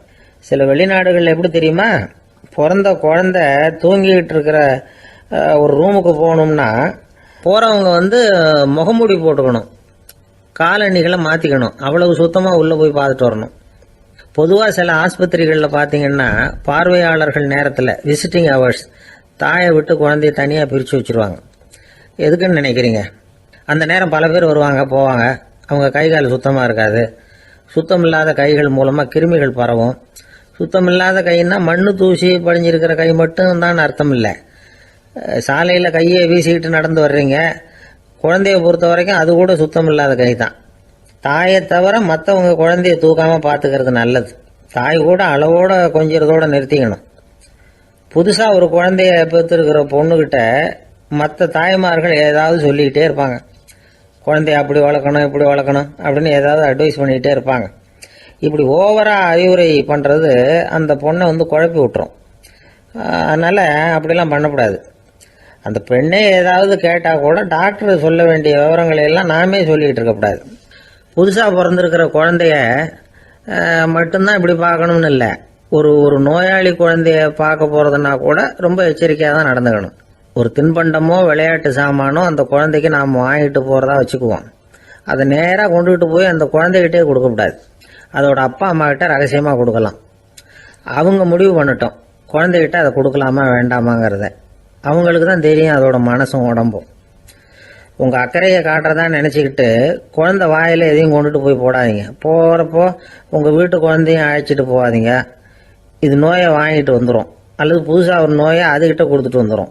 என்னதான் உங்களுக்கு பழக்கமான குழந்தையா இருந்தால் கூட அதுக்கு விருப்பம் இல்லைன்னா பேசக்கூடாது. அங்கே போய் அவங்க பள்ளிக்கூடத்தை ஞாபகப்படுத்திட்டு இருக்கக்கூடாது. நோயில் இருக்கிறப்ப ஸ்கூலை பற்றி பேச அது விரும்பாது. ஆஸ்பத்திரியை விட்டு வெளியில் புறப்படுறப்போ குழந்தைகிட்ட சொல்லணும்னு அவசியம் இல்லை. அதோட அப்பா அம்மா கிட்ட சொல்லிவிட்டு புறப்பட்டா போதும். குழந்தை கோபிச்சிக்காது. சமூக சம்பிரதாயத்தை பற்றி அது கவலைப்படுறதில்லை. இப்படி எல்லா விவரமும் நம்ம எதிரில் உட்காந்துருந்தவங்க கிட்ட சொல்லி முடித்தோம். ரொம்ப நன்றி சார் அப்படின்னு சொல்லிவிட்டு அவர் புறப்பட்டார். குழந்தைங்க கொஞ்சம் வளர்கிற வரைக்கும் தான் நாம் எச்சரிக்கையாக இருக்கணும்னு இல்லை, வளர்ந்த பிறகு இன்னும் எச்சரிக்கையாக இருக்கணும். ஒரு பையன் பள்ளிக்கூடத்துலேருந்து திரும்பி வீட்டுக்கு வந்தான். முகம் பூரா நகத்தால் கீறி இருந்தது. அப்பா பார்த்து பயந்துட்டார். யாருடா உன்னை இப்படி பண்ணது அப்படின்னார். என் கூட படிக்கிற இன்னொரு பையன். நாளைக்கு உன் கூட பள்ளிக்கூடத்துக்கு வர்றேன், நீ எனக்கு அவனை அடையாளம் காட்ட முடியுமான்னார். அது ரொம்ப சுலபம் நான் பையன். எப்படின்னார் அப்பா. அவன் காதில் ஒன்று கையோடு எடுத்துகிட்டு வந்திருக்கிறேன், இதோ என் பையில தான் வச்சுருக்கேன் அப்படிங்கிறான் அந்த பையன்.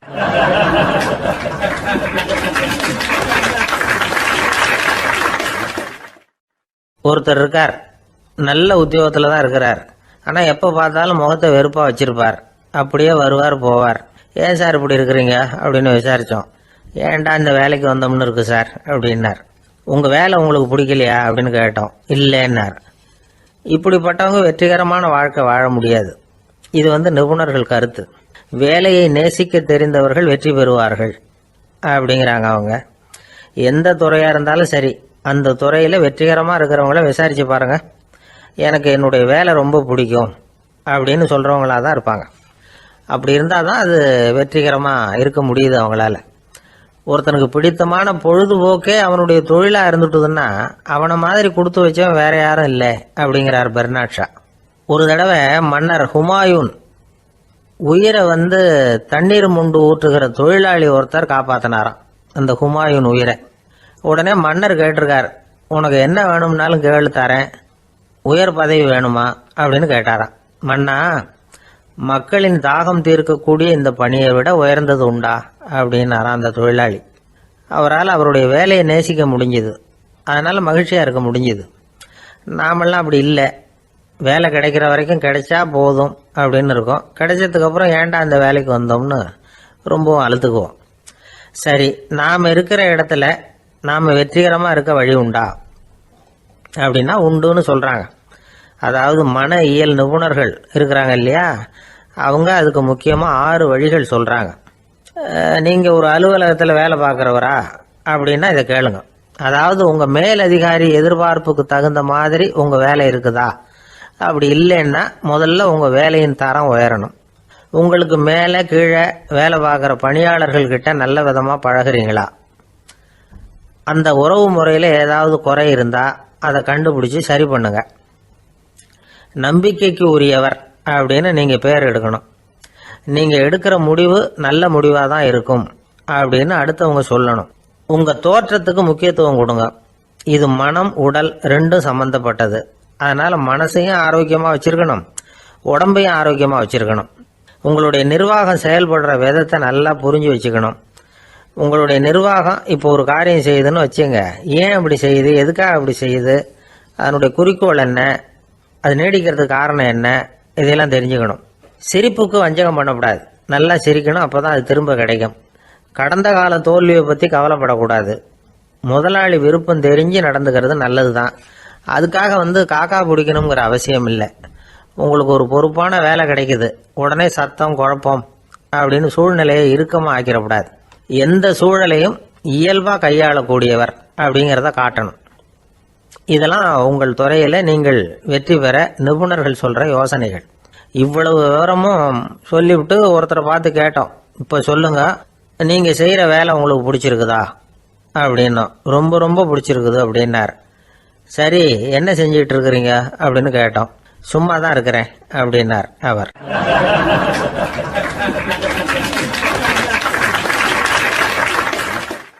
அள்ள அள்ள குறையாதது அட்சய பாத்திரம், அது நமக்கு தெரியும், கேள்விப்பட்டிருக்கிறோம். ஆனால் போட போட நிரம்பாத ஒரு பாத்திரம் உண்டு. அது என்ன தெரியுமா? நம்மள பல பேர்கிட்ட அந்த பாத்திரம் உண்டு. அதுதான் பேராசை அப்படிங்கிற பாத்திரம். அதை நிறைவு செய்யவே முடியாது. பேராசையை பற்றி சுஃபி இலக்கியத்தில் ஒரு பிரபலமான கதை உண்டாம். அதை ஒரு பெரியவர் எடுத்து சொல்லியிருக்கிறார். ஒரு மன்னர் நகர்வலம் போயிட்டு இருக்கார். ஒரு பிச்சைக்காரன் மன்னர் எதிரில் வரான். பிச்சை போடுங்கிறான். என்னுடைய அமைதியை கெடுக்காதே போங்கிறார் மன்னர். அவன் சிரிக்கிறான். அரசே, உங்களுடைய அமைதி கெடக்கூடிய நிலையில் இருந்தா அதுக்கு பேர் அமைதியே கிடையாது அப்படின்னு ஆனா. எதிரில் நிற்கிறது வெறும் பிச்சைக்காரன் இல்லை, யோகி அப்படிங்கிறத மன்னர் புரிஞ்சுக்கிட்டார். துறவியே, உங்களுக்கு என்ன வேணும்னாலும் கேளுங்க, கொடுக்குறேன்னாராம். அந்த துறவி மறுபடியும் சிரிக்கிறார். அரசே, உங்களால் முடியாததையெல்லாம் கொடுக்க முடியும்னு சத்தியம் செய்யாதீங்க அப்படின்னார். மன்னருக்கு கோபம் வந்துட்டுது. என்ன இவர் இப்படி சொல்றாரு அப்படின்னு நினைச்சார். நகர்வலத்தை பாதியிலேயே நிறுத்தினார். வாங்க அரண்மனைக்குன்னார். துறவியை அழைச்சிக்கிட்டு அரண்மனைக்கு வந்துட்டார். துறவி தன்கிட்ட இருந்த பிச்சை பாத்திரத்தை நீட்டினார். இது நிறைய எனக்கு பொற்காசுகள் வேணும் அப்படின்னாராம். அவ்வளவுதானா, இது ஒரு பெரிய காரியமா அப்படின்னு கையை தட்டினாராம் மன்னர். ஒரு பெரிய தாம்பாளம் நிறைய பொற்காசுகள் சேர்ந்தது. அதை அள்ளி போட்டார். போட போட அந்த பிச்சை பாத்திரம் நிரம்பவே இல்லை. பொற்காசுகள் போட போட அவ்வளவையும் உள்ள வாங்கிக்கிட்டே இருக்குது. அரசாங்க கஜானாவே காலி ஆயிட்டுது. மூட்டை மூட்டையா பொற்காசுகளை கொட்டி பார்த்துட்டாங்க. அது முழுங்கிக்கிட்டே இருக்குது. கடைசி வரைக்கும் அந்த பிச்சை பாத்திரம் நிரம்பவே இல்லை. அரசர்கிட்ட இருந்த கர்வம் போயிட்டுது. அப்படியே பொத்துன்னு துறவி காலில் விழுந்தார். அப்போ அந்த துறவி சொன்னாராம், மன்னா, இந்த பிச்சை பாத்திரத்தை உங்களால மட்டும் இல்லை, வேற யாராலையும் நிரப்ப முடியாது. அதுக்கு என்ன காரணம்னா, இது சாதாரண பிச்சை பாத்திரம் இல்லை, பேராசைகளோட வாழ்ந்து செத்து போன ஒரு மனிதனின் மண்டை ஓடுது அப்படின்னாராம். பாருங்க, இதுதான் அந்த சுஃபி இலக்கிய கதை. செத்த பிறகும் நிறைவு இல்லைன்னா அது எப்பேற்பட்ட பேராசையா இருக்கும்னு யோசிச்சு பார்த்துங்க. நம்மால் ஒருத்தர் கல்யாணம் பண்ணிக்க பொண்ணு பார்த்துக்கிட்டு இருந்தார். அழகு, அறிவு, படிப்பு எதுவும் தேவையில்லை, பணம் மட்டும் இருந்தா போதும் அப்படின்னு பார்க்குறவங்க கிட்டெல்லாம் சொல்லி வச்சார். ரொம்ப நாளைக்கு அப்புறம் ஒரு பணக்காரர் கிடைச்சார். அவர் சொன்னார், இதை பாருங்க, எனக்கு 20 வயசுல ஒரு மகள், அவளை நீங்க கல்யாணம் பண்ணிட்டா 2 லட்சம் பணம் கொடுப்பேன். 25 வயசுல ஒரு பொண்ணு, அவளை கல்யாணம் பண்ணிட்டா 2.5 லட்சம் தருவேன்.